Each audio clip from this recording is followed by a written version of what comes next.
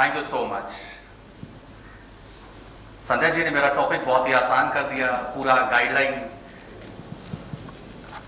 Each and everything she defined very well, and which is the crux of family business. अब उसको बस मेरे को बहुत ही सिंपल वे के अंदर आप लोगों के साथ शेयर करना है, आप लोगों को एम्पावर करना है, जिससे कि आप अपने फैमिली बिजनेस को एक लीगेसी बिजनेस के अंदर कन्वर्ट कर सकें। बहुत सारे बिजनेस ओनर बिजनेस तो करते हैं, लेकिन कल का पता नहीं। वो बिजनेस करते हैं बैंक की ईएमआई देने के लिए, वो बिजनेस करते हैं टाइम पे सैलरी देने के लिए, जीएसटी देने के लिए, ईएसआई देने के लिए, पीएफ देने के लिए। और अगर उन बिजनेस ओनर से ये मैं पूछूं कि भाई साहब कितनी वेल्थ बढ़ी आपकी, लास्ट ईयर से इस साल में आपने कितनी वेल्थ बढ़ाई और कितनी छुट्टियां ली आपने, अपने बच्चों के साथ उनके पीटीएम में कितनी बार गए, उनके साथ फुटबॉल खेलने के लिए ग्राउंड में कितनी बार गए।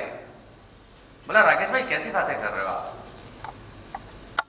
बिजनेस ओनर है, सुबह से लेकर शाम तक एक ही काम होता है, business business business business.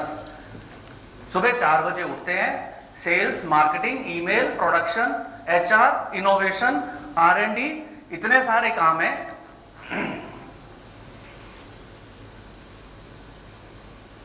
Man is not design for struggle. भगवान श्री कृष्ण ने 5000 साल पहले गीता के अंदर यह लिखा हुआ है, man is not design for the struggle, but he choose to struggle, but he choose to struggle because वो कुछ ऐसे डिसीजन लेते हैं अपनी लाइफ के अंदर, ना वेल्थ कमा पाते हैं, ना हेल्थ रिटेन कर पाते हैं, ना फैमिली को एंजॉय कर पाते हैं, और ना ही इंपैक्ट वो क्रिएट कर पाते हैं जो इंपैक्ट क्रिएट करने के लिए आप सबको, मेरे को यहां भेजा गया है। We all are blessed child of the higher energy. मैं बहुत सारी ऐसी ऑर्गेनाइजेशन है जो एनजीओ है, मैं उनको भी मेंटर और गाइड करता हूं, उनकी सक्सेशन भी करता हूं और बिजनेस ओनर की भी करता हूं। Business owner are more blessed than the NGO person those are running the charitable organisation. Business owner pain लेता है, जीएसटी देता है, इनकम टैक्स देता है, ईएसआई देता है, पीएफ देता है, टाइमली सप्लायर की पेमेंट करता है, एसएमई एक्ट और आ गया उसके अंदर तो 45 डेज के अंदर पेमेंट करनी होती है, नंबर ऑफ टैक्सेस पे करता है, और इन एनजीओ को चलाने के लिए ह्यूज डोनेशन भी देता है। एंड इन एनजीओ को क्या करना होता है, to run the school, to run the hospital, बस that's all. It means you people are God's creation, specially sent on this earth to create some bigger impact. But इस journey के अंदर ना हम खुद थोड़े से भटक गए, हम अपनी पावर को भूल गए, अगर बिजनेस ओनर है, वेल्थ कमाने के लिए आए हैं, सिर्फ सेल्स नहीं बढ़ानी, वेल्थ बढ़ाना है, you have to create a great company. The definition of the great company is increase the shareholder value, increase the profitability, increase the liquidity, and evaluate the performance of the company and the top leader, and do the succession planning. These are the 5 main things a business owner have to do. All over the India, 5 crore से लेके 32,000 करोड़ तक के मालिक को इन्हीं चीजों के अंदर एम्पावर कर रहा हूं। The first thing is that सबसे पहली चीज है कि आप एक ग्रेट कंपनी क्रिएट करें, सबसे इंपॉर्टेंट पार्ट है। ग्रेट कंपनी की डेफिनेशन में मैंने आपको बोला 5 चीजें इंपॉर्टेंट है, तो पहले आप एक ग्रेट कंपनी एस्टेब्लिश कीजिएगा, और ग्रेट कंपनी एस्टेब्लिश करने के लिए आपको सुपर एनर्जी ब्लेस्ड करती है। But if you don't choose the right path, but if you don't choose और सिलेक्ट और understand your power, then man start struggling in his life. आज के इस सेशन के अंदर I am going to take your all pain, I'm going to take your call pay and I'm going to empower you for the extraordinary business, wealth and family front. Are you ready? Yes. Yeah. Looking forward to it. Just raise your hand and say, I'm ready. I'm ready. Perfect. Excellent. Excellent. Topic है succession planning. Succession को अगर हिंदी में तोड़े और थोड़ा सा जो संधि विच्छेद होता था उस हिसाब से अगर हम तोड़े, जो हमने हिंदी में बहुत पढ़ा है स्कूलों के अंदर, एक वर्ड को ब्रेक कीजिए फिर आपको मीनिंग पता चल पाए। सक्सेशन को अगर आप ब्रेक करेंगे तो सक्सेस प्लस ऑन है। Success plus on. अगर आप बिजनेस की सक्सेशन प्लानिंग करना चाहते हैं, इसका मतलब है जिंदगी भर आपके बिजनेस के अंदर सक्सेस रहे, आपके घर के अंदर हैप्पीनेस रहे, आपकी हेल्थ अच्छी रहे, ये सक्सेशन प्लानिंग है। बट बैंक के अंदर ओडी लिमिट बढ़ती रहे, स्टाफ बढ़ता रहे, जीएसटी की पेमेंट होती रहे, अपने पल्ले कुछ ना आए, वो सक्सेशन नहीं है। वो सक्सेशन नहीं है। सक्सेशन क्या है, उसका रास्ता क्या है, और मैं आपको कहां कहां पे एम्पावर करूंगा। एक ना माँ, एक बच्चा होता है, छोटा बच्चा अपनी माँ के पास आता है और वो बोलता है, माँ मैं ना अपनी क्लास में 4th आया हूं। माँ कहती है ओके बेटा, बहुत अच्छी बात है, गले लगाती है। एंड माँ पूछती है बेटा फर्स्ट कौन आया, तो वो बताता है रमेश फर्स्ट आया। एंड देन बच्चा पूछता है माँ रमेश फर्स्ट क्यों आया और मैं 4th क्यों आया। माँ का आंसर होता है बेटा तूने डिसाइड ही नहीं किया था कि तू फर्स्ट आएगा, you have not choose it, you choose it कि तू पास हो जाए। बस तूने ये सोचा था तू पास हो जाए। बिजनेस ओनर ने सोचा था कि वो सेल बढ़ा ले, बिजनेस ओनर सोचा वो सेल बढ़ा ले। प्रॉफिट क्या होता है, कैश क्या होता है, वेल्थ क्या होती है, शेयर होल्डर वैल्यू क्या होती है। एंड हमारे बिजनेस के अंदर हमारे बच्चे कूद के बिजनेस में आए, हैप्पीली बिजनेस में आए, और हमारे एम्प्लॉय के बच्चे हमारे बिजनेस के अंदर आने के लिए एक्साइटेड हो, वो क्रिएट करना है। लेकिन कहां से शुरुआत होगी? आप सबकी इंटेंशन से, आप सबकी इंटेंशन से। रास्ता आज मैं आपको दिखाऊंगा, इंटेंशन आपको दिखानी होगी, एक्शन के स्टेप मैं आपको बताऊंगा। तो ये एक गेम खेलेंगे आपके साथ मैं एक गेम खेलूंगा। मुझे आपकी इंटेंशन और मेरे एक्शन और एक पार्टिसिपेटिव वे के अंदर चलेंगे, एक पार्टिसिपेटिव वे के अंदर चलेंगे। ये कुछ कंपनियों के नाम हैं जो 4th क्लास वाले थे। बच्चे जो मैंने स्टोरी सुनाई थी ना, ये 4th क्लास वाले थे। बिजनेस करना है, बिजनेस करना है और बहुत पैसा कमाना है, बहुत पैसा कमाना है, बहुत पैसा कमाना है। और इन्होंने वो सब किया जो पैसा कमाने के लिए करना होता है। सेल भी बढ़ाई, एम्प्लॉय भी रखे, ग्रो भी किया। अगली जनरेशन तक बिजनेस सक्सेसफुली नहीं जा पाया। चाहे वो 500 करोड़ की कंपनी थी, चाहे 50 करोड़ की कंपनी थी, चाहे वो 10,000 करोड़ की कंपनी थी। इंटेंशन नहीं थी ना, इंटेंशन नहीं थी कि हमारे को इसको लीगेसी बिजनेस बनाना है। इंटेंशन क्या थी? पैसा कमाना है, पैसा कमाना है। बच्चे कह रहे हैं पापा कितना भागोगे, कितना भागोगे, घर पे कभी बैठ जाया करो, हमारी भी जान मार रखी है, हमें इस बिजनेस में नहीं आना, इतना काम करवाते हो आप हमसे। मैं किसी नौकरी कर लूंगा, किसी लाला की नौकरी कर लूंगा 10 से 5 की, और सैटरडे संडे छुट्टी, आपके जैसे नहीं करूंगा। ये कुछ बिजनेसेस हैं, इन्होंने बिजनेस किया, लीगेसी बिजनेस नहीं किया। अब मैं आपको कुछ नेक्स्ट स्लाइड दिखाऊंगा। नेक्स्ट स्लाइड के अंदर वो बिजनेस ओनर हैं जिनकी इंटेंशन ये थी बहुत पैसा कमाना है, वेल्थ कमानी है, और अगले 100 साल तक हमारा बिजनेस चले, ऐसा काम करना है। हमारे बच्चे बिजनेस में आते हैं या नहीं आते हैं कोई फर्क नहीं पड़ता, लेकिन ये बिजनेस चलेगा और मेरे परिवार को रॉयल्टी, डिविडेंड या इनकम मिलती रहेगी। इंटेंशन ये थी, इंटेंशन ये थी, और यूनिवर्स और एनर्जी की ब्लेसिंग थी। अगर इंटेंशन नहीं होगी कभी भी नहीं होगा। अभी मैं आपको ये कुछ केस स्टडीज दिखाता हूं और फिर मैं आपको ये बताऊंगा इन कंपनी ने 25 साल पहले, 20 साल पहले ऐसा क्या किया, आज वो इतने बड़े बिजनेस ओनर बन गए। ऐसा क्या किया? ये कुछ कंपनीज हैं, this is called, they want to be a legacy, they want to be a legacy business. ऐसा नहीं था कि इन्होंने स्ट्रगल नहीं किया, ऐसा नहीं था कि इनके बच्चे डे 1 से इनके बिजनेस में आना चाहते थे, ऐसा नहीं था कि ये कुछ किस्मत लिखवा के लाए थे। सबसे पहले इंटेंशन, इंटेलिजेंस एंड एक्शन, तीनों चीजें ना सिंक थी, तीनों चीजें सिंक थी। अब ऑल ओवर इंडिया में फैमिली बिजनेस ऑनर को मैं मेंटर करता हूं, गाइड करता हूं, उनका हाथ पकड़ के उनको चलना सिखाता हूं। अगर किसी की भूख ही नहीं है लीगेसी बिजनेस में कन्वर्ट करने की, मैं जितना मर्जी सिखा लूं कोई फर्क नहीं पड़ने वाला, कोई फर्क नहीं पड़ने वाला। लीगेसी बिजनेस क्या होता है, कैसे बनाया जाता है, क्या स्टेप लेने हैं आपने, ये सारी चीजें मैं आज ओपन कर दूंगा आपको, ये सारी चीजें ओपन कर दूंगा। आपको क्या करना होता है, आपको बिल्ड करना होता है एंड सस्टेन करना होता है ए सक्सेसफुल एंड्योरिंग फैमिली बिजनेस। एक ऐसा बिजनेस चलाना है जो लॉन्ग टर्म तक चले और फिर अपने आप चलता रहे और बहुत सारा पैसा कमाता रहे। ऐसा बिजनेस ओनर की इंटेंशन होनी चाहिए।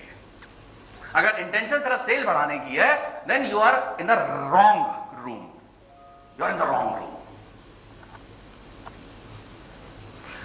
पहले मैं बताता हूं मैं कौन हूं, then I will go through the next.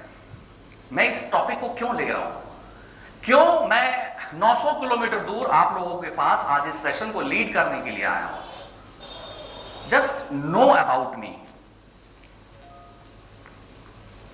Can I share my journey? या thank you so much. Actually ये बात तब की है जब मैं 4 साल का था, द 4-year-old बॉय। हम लोग अपने दादाजी के साथ पंजाब में जालंधर एक शहर है और जालंधर के अंदर नकोदर एक गांव है और वहां पर एक कृष्णा मोहल्ला करके एक एरिया है, वहां रहते थे। मेरे दादाजी के 4 बेटे थे, 4 बेटियां थी और हम उनके पोता पोती थे।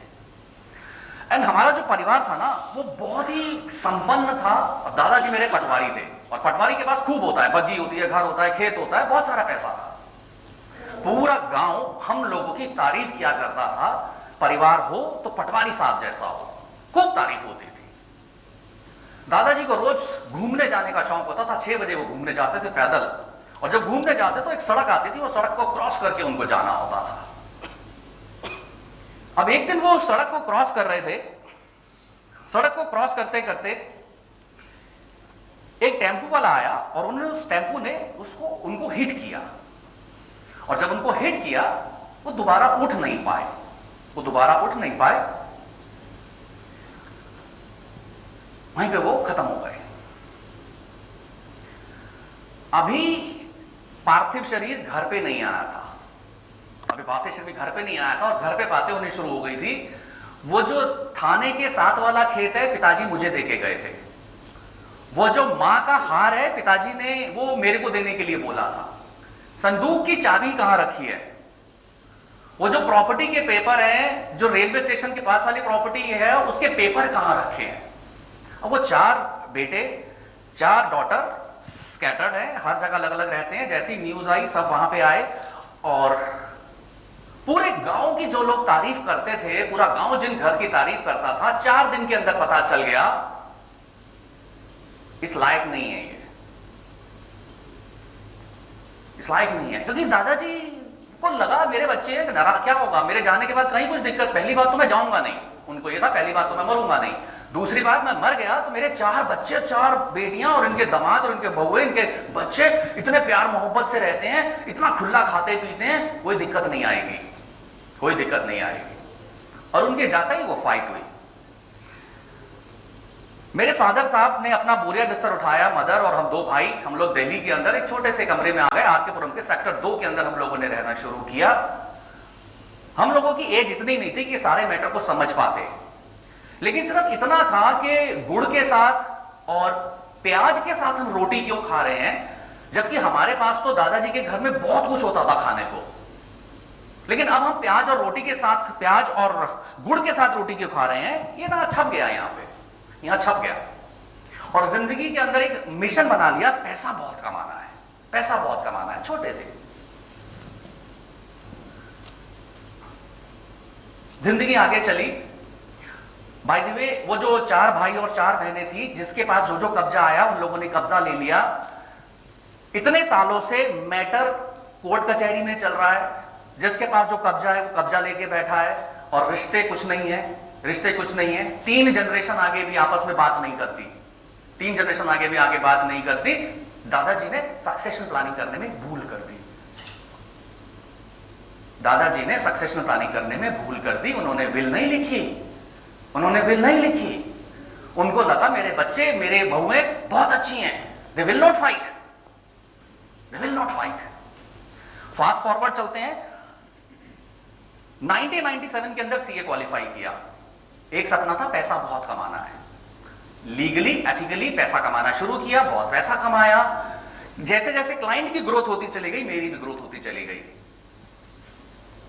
10 में से हर छठा क्लाइंट एक समय के बाद मेरे पास वही प्रॉब्लम लेके आया जो मेरे साथ हुई थी, यानी कि मेरे दादाजी के साथ और मेरे चाचा और फूफाओं के साथ हुई थी। क्या? फैमिली डिस्प्यूट, फैमिली प्रॉब्लम, 2 भाइयों के बीच में मिसअंडरस्टैंडिंग, फादर और सन के बीच में बिजनेस नहीं चलना, फादर ने जब हैंडओवर करने जा रहे हैं बिजनेस को, बेटा लेने को तैयार नहीं है, and again same conflict. And मेरे को वो याद आया कि जब मैं 4 साल का था, उस टाइम पे मेरे साथ क्या हुआ था। At that time I decided to leave my practice of the chartered accountancy, and I decided I will devote my life to unite the family businesses, to empower the family businesses, to make the family businesses an institution so that they can grow. And you will be happy to know that इसके लिए मैं Tony Robins से training लेने के लिए गया, Blair singer से training लेने के गया, इंडिया के वर्ल्ड के जो भी बेस्ट ट्रेनर थे ना उनसे ट्रेनिंग ली, because it was my mission to help the family businesses. Chartered accountant 25 साल, institute recognition, very well done, बहुत अच्छा काम किया आपने, फैमिली बिजनेस को आप सपोर्ट कर रहे हैं, the institute of chartered accountants recommend कर रहा है, I invested so much on me, Haldiram के मालिक ऑनर कर रहे हैं, इंडिया के टॉप मोस्ट आईएम इंस्टीट्यूट के अंदर नॉर्मली मैं प्रोग्राम देता हूं, 2000 5000 business owner at a one go attended my programme और my speech like you people are attending. I'm regular on Delhi's leading radio channels. I'm regular. And CII, Trade Association, PhD, Chamber of Commerce, I'm a regular because I'm the mission. So I'm chartered accountant, family business. I have created a 100-year legacy model जो मैं आज आपको दूंगा, उसका blueprint दूंगा। अगर आप अपने business को 100-year legacy model बनाना चाहते हैं, आपको क्या करना चाहिए? That I will share with you. So, technical session start now. The technical session start now.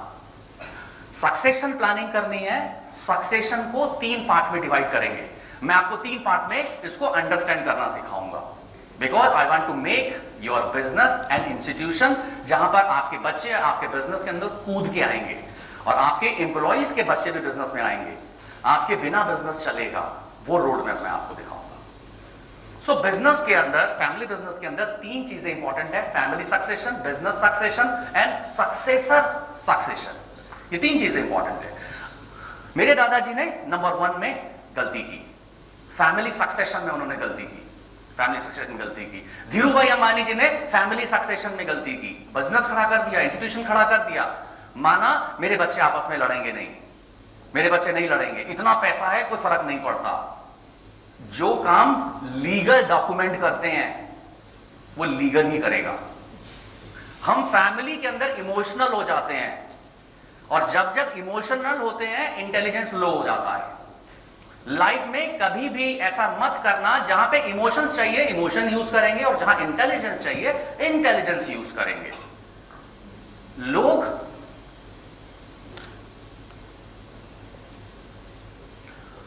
अपनी बिल तक नहीं बनाते, अपनी बिल तक नहीं बनाते। एग्जाम्पल लेते हैं, मैं हूं, मेरी वाइफ है, मेरे 2 बच्चे हैं, छोटे बच्चे हैं। मैं कह रहा हूं क्या फर्क पड़ता है, मेरे पास है 100 करोड़ है जी, मेरे पास क्या फर्क पड़ता है, मेरे जाने के बाद सब कुछ मेरी वाइफ का तो है, मेरे बच्चों का है, मैं नहीं बनाता बिल।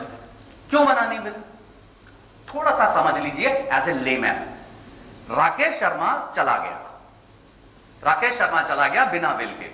सर वो नॉमिनेशन किया हुआ है, एलआईसी में नॉमिनेशन है, लॉकर में नॉमिनेशन है, हर जगह नॉमिनेशन है, क्या फर्क पड़ता है, क्या फर्क पड़ता है?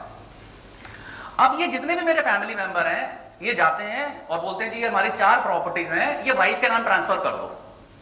ये वाइफ के नाम ट्रांसफर कर दो, ये रहा डेथ सर्टिफिकेट। कोर्ट कहता है आप कौन? जी मैं उनकी वाइफ हूं। कोर्ट का आंसर होता है कैसे मान लें आप उनकी वाइफ हो? ये रहा पासपोर्ट, ये रहा, और ये बाकी प्रूफ ये रहे। बोला लॉ की लैंग्वेज में ये नहीं देखा जाता, go and take the succession certificate. वो कह रहे हैं मेरे हस्बैंड की डेथ हुई है, बैंक के अंदर सेविंग में पैसा पड़ा है, लॉकर मैं खोलना चाहती हूं, प्रॉपर्टी अपने नाम ट्रांसफर करना चाहती हूं, ये रहे मेरे दोनों बच्चे और इनकी वाइफ और इनके हस्बैंड, ये भी तैयार है मेरे को देने के लिए। Then why this succession certificate? बोला जी हिंदू सक्सेशन एक्ट, बड़े ही सिंपल वर्ड्स में लिखा गया है। एक हिंदू, जैन, सिख और बुद्धिस्ट अगर बिना विल के चले जाते हैं, उनकी जितनी संपत्ति होती है वो 4 लोगों में डिवाइड होती है। किस किस के? जाने वाले की मदर को मिलेगा, जाने वाले की वाइफ को मिलेगा, जाने वाले के डॉटर को मिलेगा और जाने वाले के सन को मिलेगा। अब वाइफ कह रही है पहली बात तो सक्सेशन सर्टिफिकेट लेने के लिए क्या करना पड़ेगा? 6 महीने से लेकर 5 साल का स्ट्रगल करना पड़ेगा। नंबर 2,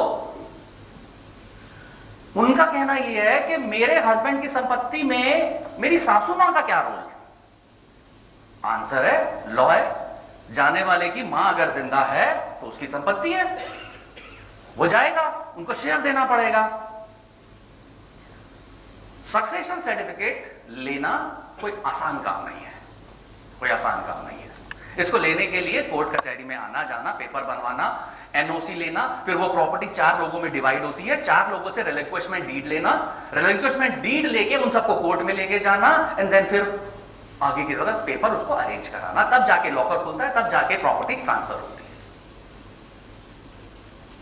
थोड़ा सा पीछे चलते हैं। राकेश शर्मा समझदार आदमी है, इसने एक पेपर उठाया, A4 साइज पेपर उठाया, विल लिखी प्लेन पेपर पे। हिंदू सक्सेशन एक्ट बोलता है आप प्लेन पेपर पे विल लिखेंगे, नीचे साइन करेंगे, 2 विटनेस होंगे, it is a legal document now, it is a legal document. आपकी जितनी संपत्ति है आपको सारी मेंशन करनी है, ये नहीं लिखना मेरी जितनी संपत्ति है मेरे जाने की, मेरे वाइफ की, ये विल ही वॉइड है, ये विल ही वॉइड है।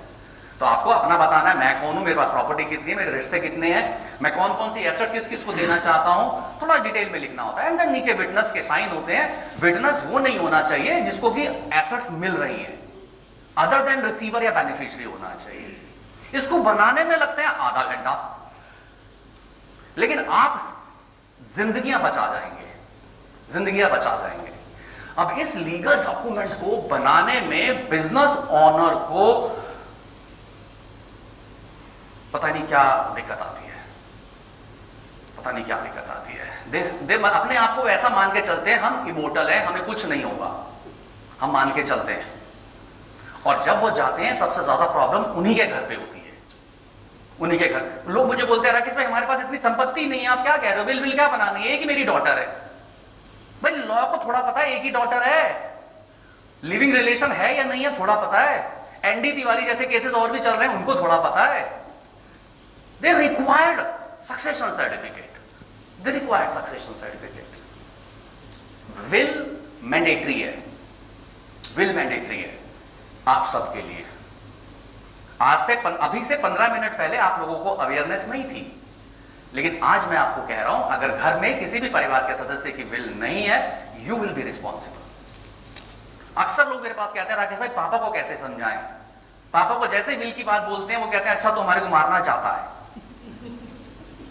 तो सिंपली मैं अपनी 2-4 मेरी वीडियोस है मैं उनको दे देता हूं और उनको बोलता हूं ये पापा को दिखा देना, और वो इतनी इंटरेस्टिंग होती है कि वो पापा देख लेते हैं, और देखने के बाद एक ही बात बोलते हैं बेटा चलो चलो सीए साहब, राकेश शर्मा उसमें कह रहा था अपने सीए साहब एडवोकेट साहब मिल लो और जाके ये काम कर लो, ये काम कर लो। So my first instructions to all of you is create your will. अपने पिताजी की, अपने वाइफ की, जिनके पास भी जो भी एसेट्स हैं। बहुत सारे लोग मुझे बोलते हैं राकेश भाई नॉमिनेशन है ना, विल में नॉमिनेशन, जब नॉमिनेशन हर जगह है पैसा मिल जाता है तो क्या दिक्कत है? उसका आंसर सुन लीजिए। हिंदू सक्सेशन एक्ट के अंदर लिखा हुआ है नॉमिनेशन का मतलब होता है कि आप उस पैसे को अपने पास रख सकते हैं, but you can't consume it, you can't consume it. तो कंज्यूम कौन करेगा? बेनिफिशियरी।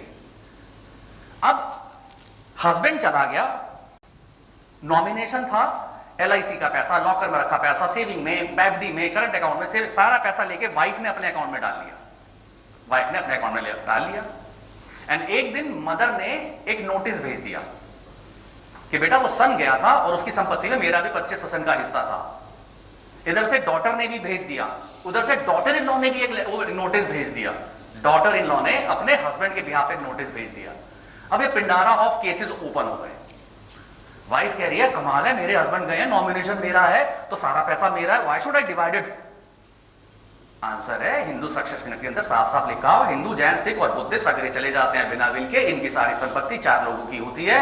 और बेनिफिशियरी कैसे बनते हैं? या तो विल के द्वारा या फिर सक्सेशन सर्टिफिकेट के द्वारा। नॉमिनेशन से बेनिफिशियरी नहीं बनते, नॉमिनेशन से कस्टोडियन बनते हैं उस एसेट्स का, but you can't be the owner, you can't the owner. आपको समझ आया सबको? नॉमिनेशन और बेनिफिशियरी, बेनिफिशियरी विजयी होता है, नॉमिनी नहीं, नॉमिनी नहीं। हमने अपने बच्चों को भीड़ में नहीं जाने दिया, एसी से नॉन एसी में नहीं जाने देते, उनको कहीं भी हम उनको कुछ प्रॉब्लम हो जाए तो दर्द होता है। यहां पे अपने बच्चों को कोर्ट कचहरी के अंदर सक्सेशन सर्टिफिकेट लेने के लिए लाइन में लगाने के लिए हम मजबूर कर रहे हैं वो सारे लोग जो बिल नहीं बनाते।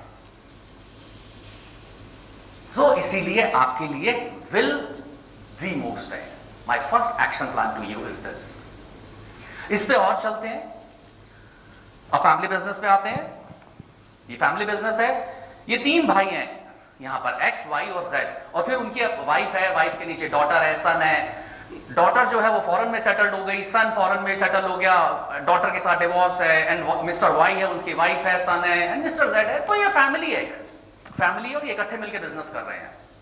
पहले बड़े वाले भाई ने बिजनेस किया, जैसे जैसे बिजनेस चला गया फिर छोटे को भी साथ ले आए, जैसे जैसे छोटे को भी साथ ले आए, फिर कुछ समय के बाद छोटे वाले को भी साथ ले आए। और हिंदुस्तान में क्या होता है, जब हम प्रॉपर्टियां खरीदते हैं, कंपनियां क्रिएट करते हैं, पार्टनरशिप करते हैं, प्राइवेट लिमिटेड कंपनी के अंदर शेयर बनाते हैं, एक सिंपल सा रूल होता है हमारे कंसल्टेंट का, सर जिसकी फाइल में जितने पैसे हैं ना उसको शेयर होल्डर बना दो। ठीक है, क्या फर्क पड़ता है उससे कि ये किसका है किसका नहीं है? अच्छा, किसकी फाइल में व्हाइट का पैसा है, प्रॉपर्टी उसके नाम से ले लो, प्रॉपर्टी उसके नाम से ले लो। अब ये बिजनेस है, ज्वाइंट बिजनेस है, 3 भाइयों का बिजनेस है। अब ये इनका आगे फैमिली कॉम्पोजिशन है। अब इस परिवार की एसेट्स जरा देखिए होल्ड कैसे करते हैं। ये एसेट्स अगर मान के चलते हैं, एक खान मार्केट में एक जगह है, शॉप है, जो कि मिसेस एक्स के नाम है, मिसेस एक्स के नाम है, प्रॉपर्टी ऑन जो करते हैं। फिर खान मार्केट में एक और प्रॉपर्टी है, वो जेड के नाम है। फिर कोई विला है, वो वाई के नाम है। ये सारी चीजें क्यों है? जब जिसकी फाइल में जितना पैसा आया प्रॉपर्टी खरीद ली। भाई है, परिवार है, कोई अलग थोड़ा ना है हमसे, जुदा थोड़ा ना है हमसे, एक ही बाप की संतान है। अरे बाप और पिता, बाप और सन एक ही बात है, क्या फर्क पड़ता है? और इमोशनल होके ये प्रॉपर्टियां क्रॉस होल्डिंग जिस मर्जी के नाम से खरीद ली। अब इस एक्स, वाई और जेड में एक भी ब्रदर चला गया, इस फैमिली के मैस को कोई ठीक नहीं कर सकता, इस परिवार के मैस को कोई ठीक नहीं कर सकता। अब इसको मैस को ठीक करने की सारी जिम्मेदारी किसकी है? आपकी। कब ठीक करेंगे? राकेश भाई सेल बढ़ाने दो, सेल बढ़ाने दो। सेल बढ़ा के जो प्रॉपर्टियां खरीदी हैं, बैंक बैलेंस में पैसा रखा है, एफडी रखी है, शेयर्स खरीदे हैं, इन सबको ठीक कब करेंगे? विल से कर लेंगे ना। अरे विल तो बाद में आएगी, लेकिन विल से पहले कोई चला गया तो क्या होगा? गवर्नमेंट ऑफ इंडिया ने इतना अच्छा टूल दिया हुआ है, अगर इस तरह की क्रॉस होल्डिंग आपकी हो रखी है, उसको ठीक कर लीजिए, कोई भी टैक्स मत दीजिए, कोई टैक्स मत दीजिए। बोले फैमिली सेटलमेंट डीड बना लीजिए और आपस में जो क्रॉस होल्डिंग्स उल्टी सीधी हो रखी हैं इसको ठीक कर लीजिए। और परिवार के बीच में अगर आप गिफ्ट करते हो, कोई गिफ्ट टैक्स भी नहीं देना, कोई गिफ्ट टैक्स नहीं देना। और कुछ स्टेट ने तो इतना बढ़िया प्रोविजन कर रखा है, अगर मैं प्रॉपर्टी अपने पापा को देता हूं या पापा प्रॉपर्टी मुझे देते हैं, स्टैंप ड्यूटी भी नहीं देनी। तो इसका मतलब क्या हुआ? मैं अपने जीते जी ओनरशिप ठीक कर रहा हूं, क्रॉस होल्डिंग्स ठीक कर रहा हूं। जो इमोशनल डिसीजन मैंने आज से 10 साल, 15 साल, 20 साल, 25 साल पहले ले लिए थे, वो ठीक कर लेते हैं। जब तक सभी हैं, जब तक ताया जी हैं, पापा जी हैं, चाचा हैं, बुआ हैं, जब हैं फटाफट उसको ठीक कर लेते हैं ना। नहीं करेंगे तो क्या होगा? दिक्कत होगी। मैं एक स्टेटमेंट यूज करता हूं, प्लीज तब तक मत मरना जब तक कि अपना फैमिली सक्सेस प्लान ना कर लो। बाद वाले रोएंगे, बाद वाले बहुत रोएंगे, गालियां देंगे। ऑफ द रिकॉर्ड में आपको बात बताता हूं, ये सामने ही है, इधर मत करना। मेरे पास बहुत सारे जजेस भी आते हैं, सेम प्रॉब्लम, फैमिली में नहीं लिखी, सक्सेशन नहीं किया। अब क्या होगा? लॉ ये थोड़ा देखता है कि वो अमिताभ बच्चन है या रिलायंस का मालिक है या राकेश शर्मा है या आप लोग हैं। लॉ की निगाह में तो सब एक है। आप थोड़ा सा फेवर ले लोगे, कुछ किसी को जानते हो, दूसरा एक एप्लीकेशन भेजेगा और एप्लीकेशन भेजने के बाद कोर्ट में डालेगा और 420 का केस भी हो जाएगा। लोग क्या करते हैं, फादर साहब चले गए, नकली बिल बनाई, नकली बिल बना के साइन मार दिया और वो चला गया, और कुछ दिनों के बाद बहन ने यानी कि सिस्टर ने एक एप्लीकेशन डाल दी, ये जो साइन है ये बोगस है, ये बिल बोगस है। अब एक नया पिंडारा शुरू हो गया केसेस का। So the family succession is important. Family succession का मतलब मैंने आपको दो टूल दिए, पहला विल, दूसरा फैमिली सेटलमेंट। आप अपनी कुछ एसेट्स को लॉन्ग टर्म तक रखना चाहते हो और ऐसे रखना चाहते हो कि पूरा परिवार इकट्ठा बना रहे, हमारा बिजनेस इकट्ठा रहे, ऑनरशिप बनी रहे। हम बेटे ए को और बेटे बी को और बेटे सी को अलग अलग नहीं करना चाहते। हम ऐसा टूल चाहते हैं राकेश भाई, ये बच्चे ना फोर्सफुली इकट्ठे रहे। अगर मैंने विल लिख के अलग अलग प्रॉपर्टियां कर दी तो अगले 10 साल में अलग हो जाएंगे। देन गवर्नमेंट ने एक टूल दिया, बोला ये टूल बना लो, ये जिंदगी भर इकट्ठे रहेंगे, अलग हो ही नहीं सकते। और अगर अलग होना होगा, इन तीनों को इकट्ठे मिलकर डिसाइड करना होगा। कोई एक ही बंदा प्रॉपर्टी नहीं बेच सकता, कोई एक ही बंदा सारे डिसीजन नहीं ले सकता। देन जन्म हुआ फैमिली ट्रस्ट का।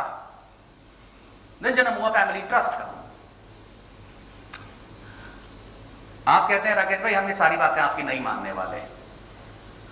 2016 की केस स्टडी है, 70% cases in the court relating to, जो मैं अभी आपको चीजें बता रहा हूं, 70%। और मैं आपको यह भी बता दूं, कोर्ट के अंदर हार्डली 7% केसेस जाते हैं। 93% केसेस तो वो होते हैं जो मेरे दादाजी वाले और मेरे परिवार वाले थे, जिसके पास जो कब्जा है ना वही लेके बैठा हुआ है, बाकी कह रहा है भाई कर लेंगे जिंदगी दोबारा शुरू। तो 7% केसेस के अंदर 76% litigation is relating to family disputes. मैं भी जिद्दी हूं, हिंदुस्तान के अंदर बिजनेस ओनर की लाइफ से ये हटाना चाहता हूं। That's why I am in A mission कि परिवारों के अंदर टाइमली डॉक्यूमेंट बने, लीगल डॉक्यूमेंट बने, फैमिली सक्सेशन टाइम से हो, अदरवाइज अगली 3 जनरेशन बियर करेंगी। यस, तो आप में से कितने लोग ये कहते हैं राकेश भाई आपकी बात समझ में आई, और पहला स्टेप विल, उसको बनाते हैं। परिवार के अंदर जो क्रॉस होल्डिंग्स हैं वो हमें समझ में आ रही है, हमें परिवार के साथ डिस्कस करना चाहिए ये मैटर एट गुड टाइम ये डिस्कस करना चाहिए। और आपने बोला फैमिली सेटलमेंट नाम की एक चीज है जहां पर कि ना तो कोई long term capital gain tax देना है, ना हमने शॉर्ट टर्म कोई कैपिटल गेन टैक्स देना है, ना मनी ट्रांसफर करनी है, और इसको तरीके से हम इसको ट्रांसफर कर सकते हैं और क्रॉस होल्डिंग्स को ठीक कर सकते हैं। आपको कितनों को समझ आ गई ये वाली बात? एप्रिशिएट। अगर आप ये मेरी बात नहीं मानेंगे, ये थ्रेट है फैमिली बिजनेस के लिए।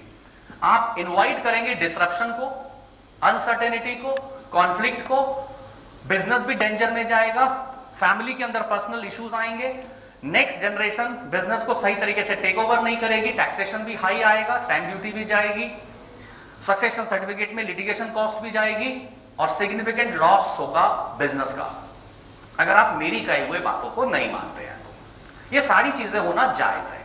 अगर आप ये कहते हैं हम ये नहीं करेंगे, नहीं जायज है। जितनी चीजें मैं आपको कह रहा हूं उसकी कॉस्ट क्या आती है? 1 रुपए। उसको करने की कॉस्ट है 1 रुपए। राकेश शर्मा भी नहीं चाहिए आपको। प्लेन पेपर उठाना, बिल लिख देना, बिल का फॉर्मेट जाके गूगल पे देख लेना। अगर आपकी संपत्ति बड़ी है तो अपने एडवोकेट और सीए से कंसल्ट कर लेना। अगर आपको और चीजें टेक्निकल है, डिफिकल्टीज हैं, मेरे से बात कर लेना। Without charging any fees I will guide you, because I have respect for your association.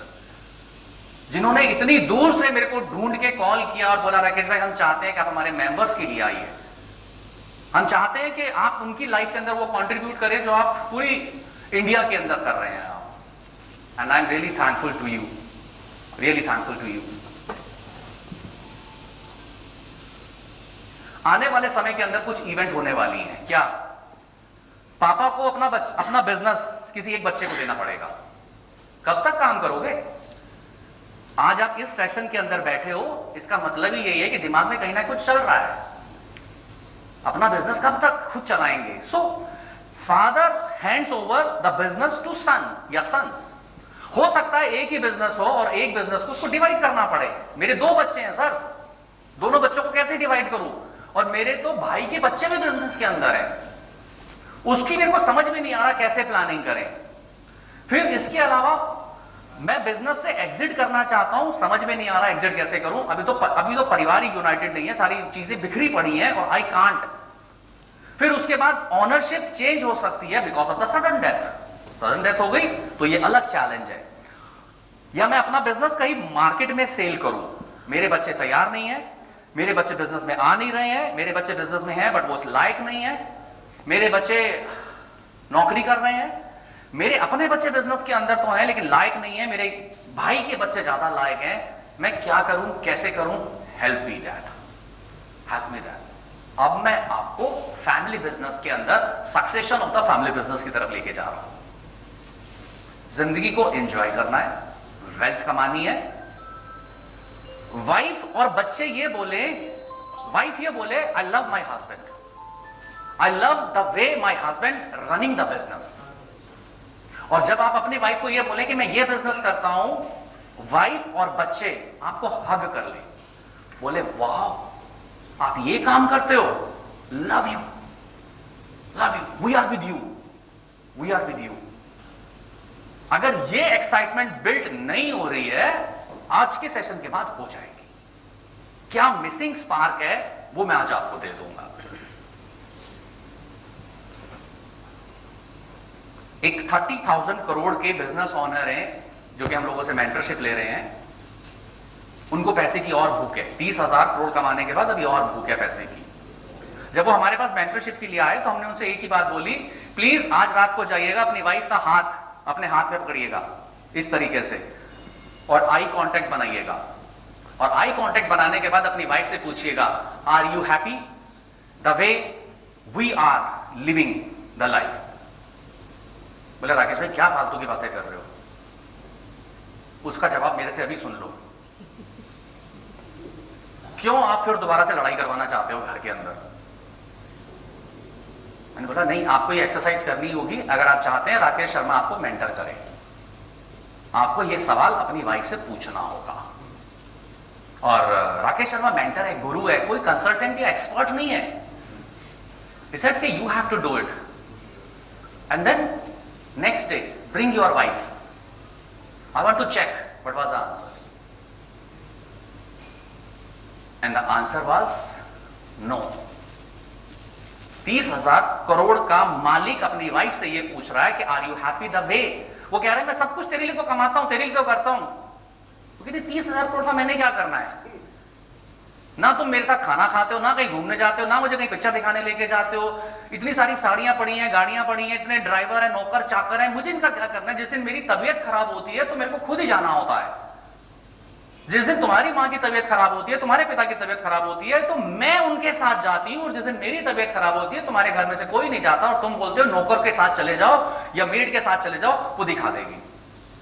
बोले this is the way of living the life, this is the way of living the life.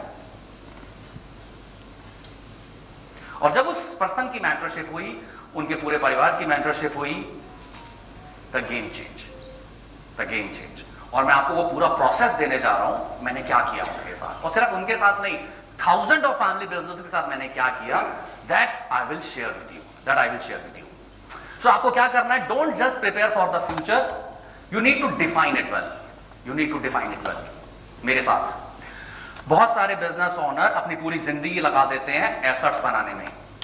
इस line को बहुत ध्यान से सुनना, बहुत powerful line दे रहा हूं मैं आपको। बिजनेस ओनर अपनी पूरी जिंदगी लगा देते हैं परिवार के लिए एसेट्स बनाने में। परिवार को भी तैयार कर लो एसेट्स के लिए, परिवार को भी तैयार कर लो एसेट्स के लिए। जैसे ही आंखें बंद होगी, ये परिवार ना तो बिजनेस देखने वाला है, ना इकट्ठे रहने वाला है, ना एक छत के नीचे डिनर करने वाले हैं, ना ही एक दूसरे से बात करने वाले हैं। So prepare your family for the assets. तो मैं अब आपको एक ऐसा टूल जिसको कि मैं बोलता हूं 100 ईयर लीगेसी ब्लूप्रिंट, मैं वो अब आपको देने जा रहा हूं। So don't just prepare for the future. हां कर लेंगे, हो जाएगा। बेटा कह रहा है पापा मजा नहीं आ रहा बिजनेस में, अच्छा तू बता क्या करना है। पापा मुझे ये वाला काम दे दो, अच्छा ये ले ले। फिर 6 महीने का, पापा फिर मजा नहीं आ रहा, अब क्या करना है पापा समझ में नहीं आ रहा। मैं सोच रहा हूं कि कहीं मैं बाहर चला जाऊं, इंडिया से बाहर चला जाऊं। तो इंडिया से बाहर चला जाएगा तो ये बिजनेस कौन देखेगा। एंड फादर इमोशनल कर देते हैं बच्चे को, देन बच्चा फिर रुक जाता है, देन बच्चा फिर रुक जाता है। और इस पूरी जर्नी के अंदर ना बच्चा खुश है, ना फादर खुश है, ना मदर खुश है, ना डॉटर इन लॉ खुश है। एक छत के नीचे रहते हैं, ऐसा लगता है अलग अलग कमरों में रेंटल प्रॉपर्टी पे रह रहे हैं। इकट्ठे डिनर पे बात भी नहीं करते हैं, डिनर पे बात भी नहीं करते हैं। इतना पैसा कमा के क्या कर लोगे अगर एक छत के नीचे बैठ के आप लोगों से आई कांटेक्ट बना के बात भी नहीं की जाती, हग भी नहीं किया जाता, बच्चों को गले नहीं लगाया जाता, बच्चों के सर पे हाथ रख के ये नहीं बोला जाता वेल डन बेटा, good good good. So be ready for that 100 year legacy blueprint. This is my master stroke, this is my master stroke है जो मैं आज आपको दे रहा हूं because I am a spiritual person, I am a spiritual person. मुझे बहुत सारा पैसा चाहिए, I love money, I love money. लेकिन मुझे यह भी पता है अगर मैं आपको रिच कर दूंगा तो मैं भी रिच हो जाऊंगा, मैं भी रिच हो जाऊंगा। मैं उस फिलॉसफी का बंदा हूं, ठीक है ना कि मेरी फीस आ जाए, आप लोगों को फायदा हो या ना हो, मेरे को कोई लेना देना नहीं, मुझे कोई लेना देना नहीं। आपको अपने बिजनेस के अंदर क्या करना है, वो सारी चीजें क्रिएट करने के लिए जहां पर कि आप बहुत सारा पैसा इकट्ठा करो, बहुत सारा पैसा करो और आपका परिवार भी खुशी से झूम उठे। तो सबसे पहले आपने ये देखना है फैमिली बिजनेस के अंदर आपका जो ओम है, हमारे परिवारों के अंदर, हमारी जिंदगी के अंदर ओम की बहुत इंपॉर्टेंस है। ओम बिजनेस के अंदर भी ओम की इंपॉर्टेंस है। ओ और एम, इसका मतलब होता है ओनरशिप और मैनेजमेंट, बिजनेस की लैंग्वेज के अंदर। आप चेक करिएगा आपके फैमिली बिजनेस के अंदर ओनरशिप और मैनेजमेंट किसी एक पर्सन के पास है या ओनरशिप हस्बैंड और वाइफ में है, मेरे में और भाई के बीच में है, मेरे और कजन्स के बीच में है, यानी कि ओनरशिप डिवाइडेड है। और तीसरा होता है मेरे पास मल्टीपल कंपनीज हैं, पार्टनरशिप फर्म भी है, प्रोप्राइटरशिप फर्म भी है, प्राइवेट लिमिटेड कंपनी भी है, 2 प्राइवेट लिमिटेड कंपनी है, इसके अलग अलग बिजनेसेस चल रहे हैं और परिवार ना सबके इकट्ठे शेयर है। That is called consortium, family consortium business. अब इन तीनों तरह के बिजनेस के अंदर आपको क्या करना होता है, क्या मैं एस्टेब्लिश करता हूं, और जो मैंने आपको लीगेसी बिजनेस दिखाए थे वो क्यों एक लीगेसी बिजनेस में कन्वर्ट हो गए, उन्होंने 20 साल 25 साल पहले क्या किया, मैं आपको वो दिखाने जा रहा हूं एंड देन फिर उसको डिकोड करूंगा मैं। अगर मेरा ओम ओनर और मैनेजर सिंगल फैमिली मेंबर के पास है, यानी कि सारे शेयर आप ही के पास है, सारे शेयर आपके पास है, इसका मतलब कंपनी की ओनरशिप और मैनेजमेंट, डिसीजन लेना, GST, income tax, TDS, product, ये सारे डिसीजन आप ही के पास है। It is called owner manager और OM is in the head of single person. इस तरह के केसेस के अंदर बस आप income tax, GST, XYZ, government के कंप्लायंसेस, फेमा, बस ये आप टाइम से करते रहिए और एक बिल बना लीजिए, सफिशिएंट सफिशिएंट सफिशिएंट। अब आप कह रहे हैं नहीं नहीं राकेश भाई, मैं और मेरा बच्चा बिजनेस में है, मैं और मेरा भाई बिजनेस में है, या पार्टनरशिप में हम, और आने वाले समय में मेरा बच्चा बिजनेस में आने वाला है। ये जो मैंने नीचे सीजी लिखा, that is called corporate governance. Corporate governance का मतलब होता है गवर्नमेंट के लॉ पूरे कर दो बस। आप बहुत ध्यान से सुनना, आप जर्नी बहुत इंटरेस्टेड है, जहां पर 99% बिजनेस ओनर गोल होते हैं, जिसकी वजह से बच्चे बिजनेस में नहीं आते, अनसर्टेनिटी रहती है और प्रॉब्लम्स आती हैं। तो सेकंड वाले केस में क्या है, सिबलिंग आ गए, यानी कि भाई लोगों के साथ बिजनेस कर रहे हैं या बच्चों के साथ बिजनेस में है, पार्टनरशिप में है या कजन्स के साथ कर रहे हैं, लेकिन बिजनेस एक है, बिजनेस एक ही है, एक ही प्राइवेट लिमिटेड कंपनी है या एक ही पार्टनरशिप है बस। ऐसे केसेस के अंदर जो ओम होता है वो शेयर हो जाता है, ओनरशिप और मैनेजमेंट शेयर हो जाती है अलग अलग लोगों के बीच में। ऐसे केसेस के अंदर आपको कॉर्पोरेट गवर्नेंस और फैमिली गवर्नेंस ये लाना होता है।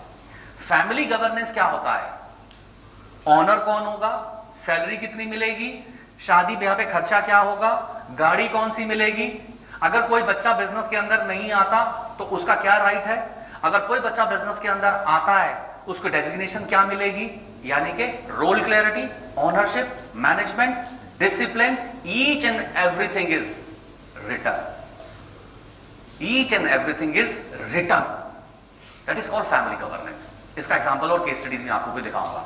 And third is family enterprises. Family enterprise का मतलब है नंबर ऑफ कंपनीज हैं और बहुत सारे बंदे बिजनेस के अंदर है। उसके केस के अंदर एक्सटेंडेड कंट्रोल है, आपको कॉर्पोरेट गवर्नेंस चाहिए, फैमिली गवर्नेंस चाहिए, ओनरशिप गवर्नेंस चाहिए। ओनरशिप गवर्नेंस का मतलब होता है prepare your kids, prepare your wife for entrepreneurship, for entrepreneur. Business owner बनने के लिए माइंडसेट चाहिए होता है, रिस्क कैपेबिलिटी चाहिए होती है, हम्बलनेस चाहिए होता है, एम्पैथी चाहिए होती है, कंपैशन चाहिए होता है, टीम बिल्डिंग चाहिए होता है, नेगोशिएशन स्किल चाहिए होती है, विजनरी होना मानना पड़ता है, मेंटरशिप देनी पड़ती है। फैमिली बिजनेस ओनर को एक मेंटरशिप दी जाती है जिससे कि उस बच्चे की जर्नी स्मूथ हो, और अगर वो कमजोर भी है तो भी उसको वो गाइडेंस दी जाती है जिससे कि वो मजबूत हो जाए अगले 2-3 सालों के अंदर। हम लोगों के पास ऐसे केसेस आते हैं, कजन इज वेरी इंटेलिजेंट, मेरा बेटा इज फुद्दू, और अब क्या करें, मैं तो परेशान हो गया हूं और बीपी की दवाइयां खाता हूं और शुगर मेरी बढ़ गई है। कुछ भी नहीं करना, ओनरशिप गवर्नेंस पे काम करना है। ओनरशिप गवर्नेंस के अंदर राकेश शर्मा ये 20 टूल दे रहा है, इसमें से ये 2 टूल लगा दो, आपका काम हो जाएगा। उस बच्चे को स्पेशल अटेंशन चाहिए, मेंटरशिप चाहिए, वो किस जगह के अंदर अपने आप को बेसहाय फील कर रहा है, वहां पे उसको स्ट्रेंथन करना है। उसकी स्ट्रेंथ क्या है, उस एरिया को उसको वर्क देना है। उसके कुछ क्वेश्चंस हैं, उसका आंसर देना है। ही is not happy, this is the effect. Cause पे जाओ, कॉज क्या है, कॉज कभी ढूंढने की कोशिश ही नहीं की, कॉज कभी ढूंढने की कोशिश ही नहीं की। नहीं, हमारे घर के अंदर ना डॉटर को ऑनरशिप नहीं देनी। डॉटर ही मां को देख रही है, डॉटर ही बाप को देख रही है, अपनी शादी हो जाने के बाद भी वो भी अपने मां बाप को देख रही है, लेकिन डॉटर को ऑनरशिप नहीं देनी बिजनेस के अंदर। ये तो बच्चे मेरे बेटे का ही होगा, शादी हो जाने के बाद वो बेटा अपना बोरे बिस्तर उठा के कहीं और चला गया, मां बाप को देखता भी नहीं है। ना, ऑनरशिप तो उसी को होता है। व्हाट ए फूल। अगर आप परिवार को यूनाइट करना चाहते हो वो भी कर दूंगा मैं, but you need to do what, family governance and ownership governance. जिंदगी पूरी बिता दी कॉर्पोरेट गवर्नेंस में, ठीक है। अब मैं आपको डिकोड करूंगा ये ओनरशिप गवर्नेंस क्या होता है, फैमिली गवर्नेंस क्या होता है, और इसको कैसे इंप्लीमेंट किया जाता है। आप मुझे टाइम जरूर बता दीजिएगा, टाइम हमारे पास कितना है? You carry on. अच्छा, वो यहाँ We have lost track of time. Correct. अब जो मैं आपको चीज देने जा रहा हूं ना जी, वो बहुत इंपॉर्टेंट है। रेयरेस्ट है कि कोई मेंटर, कोई एक्सपर्ट वो आपको कभी और दे। तो इसलिए इस चीज को आप बहुत ध्यान से सुनिएगा। कहीं भी कोई क्वेश्चन हो, just raise hand and ask the question. मेरे सेशन को सत्संग की तरह मत लेना, अब इंटरैक्टिव बन जाना। शुरू का आधा पौना घंटा मुझे चाहिए होता है only to create the foundation and the base. Now you know me, now you know my context, मैं क्या क्रिएट करना चाहता हूं। तो अब आपके कोई भी क्वेश्चंस होंगे वो आप मेरे से ओपनली पूछेंगे। सो इस सेंटर्ड ईयर लीगेसी ब्लूप्रिंट के अंदर, एक फैमिली बिजनेस के अंदर ये 3 कैटेगरी याद रखना। इसके अंदर फैमिली होती है, ओनर होते हैं और बिजनेस होता है। ओनर का मतलब होता, जो फैमिली का मतलब होता है, वो फैमिली मेंबर जो बिजनेस में नहीं है वो भी फैमिली है, वो बच्चे जो भी पढ़ाई लिखाई कर रहे हैं वो भी फैमिली है, डॉटर इन लॉ वो भी फैमिली है, मेरी वाइफ बिजनेस में नहीं है वो भी फैमिली है, मैं और मेरा छोटा वाला बेटा बिजनेस में है, फैमिली है। फैमिली तो फैमिली है। फैमिली बिजनेस के अंदर ये फैमिली है और ये बिजनेस है, दोनों मिलते हैं तो ये फैमिली बिजनेस बनता है। हमेशा याद रखना, फैमिली बिजनेस के अंदर फैमिली फर्स्ट होगी। फैमिली बिजनेस के अंदर हमेशा फैमिली को फर्स्ट रखेंगे। भाई मेरा निकम्मा है, बेटा मेरा निकम्मा है, फैमिली फर्स्ट। वो उसके मन के अंदर चीट है, फैमिली फर्स्ट। आप कम्युनिकेशन नहीं करते हैं, उस वजह से चीटिंग और एजम्पशन और मिसअंडरस्टैंडिंग बढ़ गई है। इंटेंशन उसकी गलत नहीं है, कभी आपने डिस्कस करने की कोशिश की है, नहीं की है। फैमिली के अंदर डिस्टरबेंस आती है और उसका इंपैक्ट बिजनेस पे पड़ता है। बिजनेस के अंदर डिस्टरबेंस आएगी, उसका इंपैक्ट फैमिली पे पड़ेगा, उसका इंपैक्ट फैमिली में पड़ेगा। मैंने आपको बताया था कि God man is not design for struggle, but man choose to be in the struggle. अब मैं इसका आपको एक आंसर दे रहा हूं स्पिरिचुअलिटी की लैंग्वेज में, बहुत ध्यान से सुनिएगा। अगर आप उस स्ट्रगल जोन से बाहर आना चाहते हैं और एबंडेंस के जोन में खेलना चाहते हैं, बिजनेस बिना स्पिरिचुअलिटी के नहीं चल सकता, बिना स्पिरिचुअलिटी के नहीं चल सकता। तो स्पिरिचुअलिटी को समझते हैं और बिजनेस के साथ मैं इसको अलाइन करता हूं। ये एनर्जी है, I am not saying God, energy है, हम सब एनर्जी हैं, ये सुपर एनर्जी है और ये आप है। आप और एनर्जी यानी कि सुपर एनर्जी और हम उसका छोटा सा पार्ट है, उस एनर्जी का छोटा सा पार्ट है, बिल्कुल साथ में होते हैं, बिल्कुल साथ में होते हैं। इस हाई एनर्जी के पास पावर नहीं है कि ये आपसे दूर चला जाए, लेकिन इंसान के पास बेवकूफियां करने के बहुत सारे तरीके हैं। वो इस मेन एनर्जी से दूर हो जाता है, वो इस मेन एनर्जी से दूर हो जाता है। इंसान मेन एनर्जी से दूर कब होता है और लाइफ स्ट्रगल में कन्वर्ट कब होती है? जब वो डिस्टर्ब होता है, जब उसके अंदर ग्रीड आती है, जब उसके अंदर जेलसी आती है, जब वो चिल्लाना शुरू कर देता है छोटी छोटी बातों को लेके, जब वो अपने को समझदार और सामने वाले को बेवकूफ कहना शुरू कर देता है या समझना शुरू कर देता है। इसका मतलब ये होता है कि अब ये पर्सन अपने मेन सोर्स से दूर हो रहा है। ट्रैफिक जाम है, परेशान होना शुरू हो जाता है। बच्चा बिजनेस में नहीं आ रहा, परेशान होना शुरू हो जाता है। बहू रिस्पेक्ट नहीं कर रही, चिल्लाना शुरू कर देता है। बिजनेस अच्छा नहीं चल रहा, टेंशन लेना शुरू कर देता है और उल्टा सीधा बोलना शुरू कर देता है। स्पिरिचुअलिटी बोलती है आपके पास जब भी आप डिस्टर्ब होंगे, जब भी आप डिस्टर्ब होगे, चिल्लाओगे, ग्रीड लाओगे, जेलसी लाओगे, मेन एनर्जी से दूर हो जाओगे और आपकी लाइफ स्ट्रगल में हो जाएगी। बिजनेस ऑनर के लिए पीस में रहना इंपॉर्टेंट है, पीस में रहना इंपॉर्टेंट है। और इस पीस को बाय करने के लिए लोग करोड़ों रुपया खर्च करते हैं। और अगर स्पिरिचुअलिटी के अंदर आप ये समझ जाएंगे, जेलसी नहीं चाहिए, ग्रीड नहीं चाहिए, डिस्टर्बेंस नहीं चाहिए। लाइफ हमारे को दी गई है जीने के लिए, हैप्पी रहने के लिए, लोगों को एम्पावर करने के लिए, लोगों को खुश करने के लिए, ना कि बैंक में पैसा बढ़ाने के लिए। बैंक के अंदर पैसा बढ़ाना एक एक एक एनर्जी है, वो भी हमें चाहिए, बट वो बाई प्रोडक्ट है, वो बाई प्रोडक्ट है, वो मेन प्रोडक्ट नहीं है। परिवार के साथ खाना खाना, परिवार के साथ घूमने जाना, बच्चों के साथ खेलना, उनकी आंखों में आंखें डालना, उनसे बातें करना, उनके सपने पूछना, उनकी ड्रीम पूछना, उनकी इंस्पिरेशंस पूछना, उनको किस चीज से डर लगता है वो पूछना, गेम खेलना। बच्चा चाहे 4 साल का हो या 40 साल का हो, बच्चा बच्चा ही होता है। जब तक बाप उसके ऊपर है वो बच्चा ही होता है। जिस दिन बाप का साया उससे जाता है तब वो बेसहारा हो जाता है। सो फादर को हमेशा अपने परिवार को और अपने बच्चों को एम्पैथी और कंपैशन के साथ रखना है। एनर्जी का पहला रूल है, इसको बोलते हैं लॉ ऑफ लाइफ, जो कि आज का सब्जेक्ट नहीं है, but law of life is important. उसके अंदर पहली चीज क्या बोली? Never disturb in life. जब जब आप डिस्टर्ब होगे इससे दूर चले जाओगे। Never bring greed, never bring greed. ओह, आगे के पत्ते खुल गए। It's good.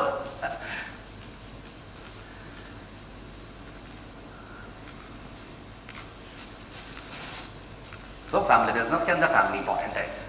अब फैमिली के अंदर मैं आपको बताने जा रहा हूं, फैमिली बिजनेस को अगर आपने करना है, फैमिली के ऊपर आपको काम करना है। फैमिली के ऊपर पहले काम करना है। फैमिली के ऊपर क्या काम करना है और कैसे काम होगा, अब मैं आपको बताता हूं। मैं आपको 10 चीजें लिखी हुई दिखाऊंगा, फैमिली के साथ आपको ये क्रिएट करनी है, ये आपको क्रिएट करनी है। जैसे फैमिली हार्मनी, परिवार के बीच में प्यार मोहब्बत बना रहे, प्रॉस्पेरिटी रहे, बहुत सारी वेल्थ बने, आपस में सब बात करें, कुछ चैरिटी का वर्क करें, इकट्ठे एजुकेशन करें। फैमिली की कोई एक वैल्यू होनी चाहिए, फैमिली की कुछ वैल्यूज होनी चाहिए जो सारे के सारे लोग माने। पूरा परिवार इकट्ठे फिलैंथ्रोपी करेगा। परिवार के अंदर क्या रेम्युनरेशन होगा अगर बिजनेस में आते हो, और अगर बिजनेस में नहीं आते हो तो क्या होगा, और डिविडेंड दिया जाएगा नहीं दिया जाएगा। These are the few rules, this are the few rules. अगर आपने फैमिली बिजनेस के अंदर फैमिली वाले एरिया पे पार्ट काम नहीं किया, डिस्टर्बेंस आएगी, डिस्टर्बेंस आएगी। आपने उनसे बात नहीं की, घूमने नहीं गए, ट्रैवल पे नहीं गए, आपने कोई आउटिंग प्लान नहीं बताया, आपने वेल्थ उनको बना के नहीं दी, और सिर्फ लोन बढ़ते जा रहे हैं, पर्सनल प्रॉपर्टीज भी प्लेज कर दी हैं और पर्सनल गारंटी भी प्लेज कर रखी है, और अपना टेंशन हम बढ़ा रहे हैं। बट फैमिली के साथ हम ये नहीं देख रहे हैं कि अगर ये मेरे छोटे भाई हैं, इनके छोटे भाई की आंखों में आंखें डाल के मैं ये अगर मैं जज नहीं कर सकता कि ही is not happy, and this is not the family, this is not the family. वो कह रहा है राकेश भाई आई एम नॉट हैप्पी, तो भी नहीं सुन रहा, तो भी नहीं मैं सुन रहा। वो मुझे टेक्स्ट लिख रहा है, राकेश भाई पता नहीं क्यों बिजनेस के अंदर और लाइफ के अंदर मजा नहीं आ रहा, मैं तब भी नहीं सुन रहा। What is this life? ना मैं उसकी आंखों में आंखें डाल के ये देख पा रहा हूं, he is not happy, he want to talk to me. अरे यार वो अपनी वाइफ के साथ कहीं स्ट्रगल कर रहा है और मैं कह रहा हूं कि भाई तू अपना देख, तू अपना देख, and we are not communicating. Business के अंदर भी है, ऑनर भी है, डायरेक्टर भी है, शेयर होल्डर भी है, सब कुछ है, लेकिन बात नहीं कर रहे ना रिश्तों से। सो फैमिली बिजनेस के अंदर सबसे पहले हमें लाना होता है family council. Family council, family business को अगर लॉन्ग टर्म तक चलाना चाहते हो, एक कॉन्सेप्ट है फैमिली काउंसिल। फैमिली काउंसिल क्या होता है? फैमिली काउंसिल होता है कि परिवार के किसी भी सदस्य को कोई भी प्रॉब्लम है, हैप्पीनेस है, उसको किसी चीज की टेंशन है, he will openly discuss the matter with किसके साथ? फैमिली काउंसिल मेंबर के साथ। फैमिली काउंसिल का जो सीनियर हेड होता है उसको बोलते हैं चीफ इमोशनल ऑफिसर। फैमिली के अंदर एक पर्सन को ऐसा चूज किया जाता है हु इज इमोशनली स्ट्रांग, जो कि सबको साथ रखना चाहता है, जो कि आंखों में आंखें डाल के कह सकता है चाचा जी क्या हुआ, आप कल रात को खाने पे नहीं आए। वो परिवार को इकट्ठा रखने के लिए ना कुछ भी कर लेगा, उसकी कोई ईगो नहीं है। That is person called chief emotional officer. और ये चीफ इमोशनल ऑफिसर जो कंपनी को चलाने वाला सीईओ है, ये वो नहीं होगा। पहली कंडीशन ही यही है। जो बिजनेस के डिसीजन लेता है ना, वो परिवार के डिसीजन नहीं लेगा, वो परिवार के डिसीजन नहीं लेगा। परिवार के अंदर घूमने कहां जाना है, पिक्चर देखने कहां जाना है, रेस्टोरेंट पे कब जाना है, बर्थडे कैसे मनाना है, कौन सी मीटिंग कैसे करनी है, कैसे नहीं करनी है, गिफ्ट क्या देना है, ये चीफ इमोशनल ऑफिसर और फैमिली काउंसिल डिसाइड करेगा। आपके बिजनेस 50 करोड़ का हो या 500 करोड़ का हो या 30,000 करोड़ का हो, मैटर नहीं करता।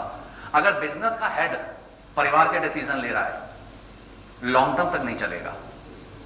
जैसे जैसे परिवार ग्रो होगा, जैसे जैसे बिजनेस ग्रो होगा, कॉम्प्लेक्सिटी बढ़ेगी बिजनेस के अंदर। बिजनेस की कॉम्प्लेक्सिटी को दूर करने के लिए कंसल्टेंट रख लोगे, ट्रेनर रख लोगे, लेकिन परिवार के अंदर जो कॉम्प्लेक्सिटी बढ़ रही है ना, उसको रिजॉल्व करने के लिए ध्यान भी नहीं जाता। तो वहां पे क्या चाहिए होती है? Family council.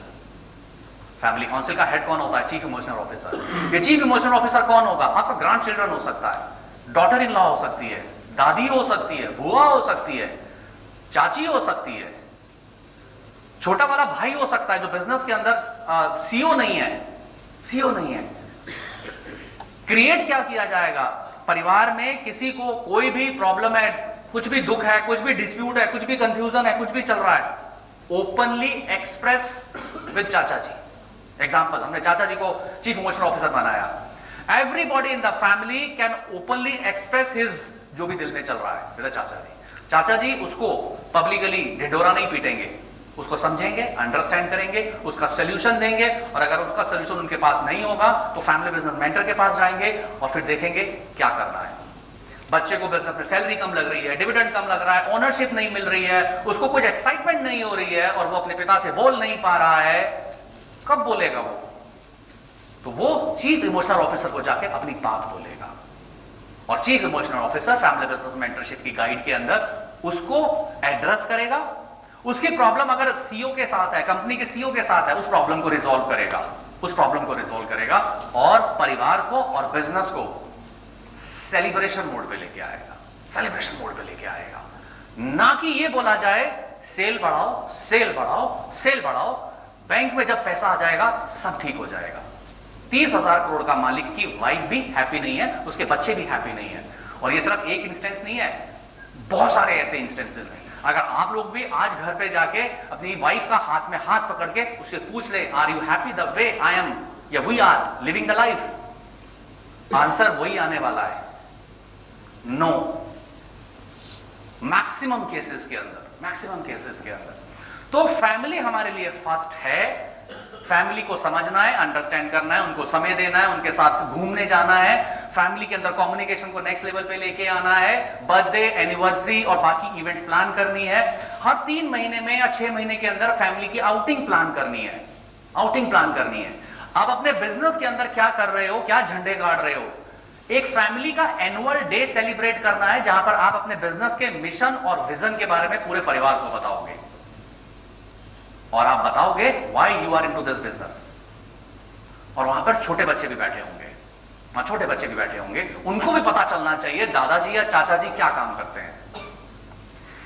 एक कंपनी के मालिक है, वो जब आज से 25 साल पुरानी बात बता रहा हूं, वो जब फॉरेन कंट्रीज में जाते थे तो वहां पे फोटो खींचते थे, और वो फोटो किसकी? अपनी नहीं खींचते थे।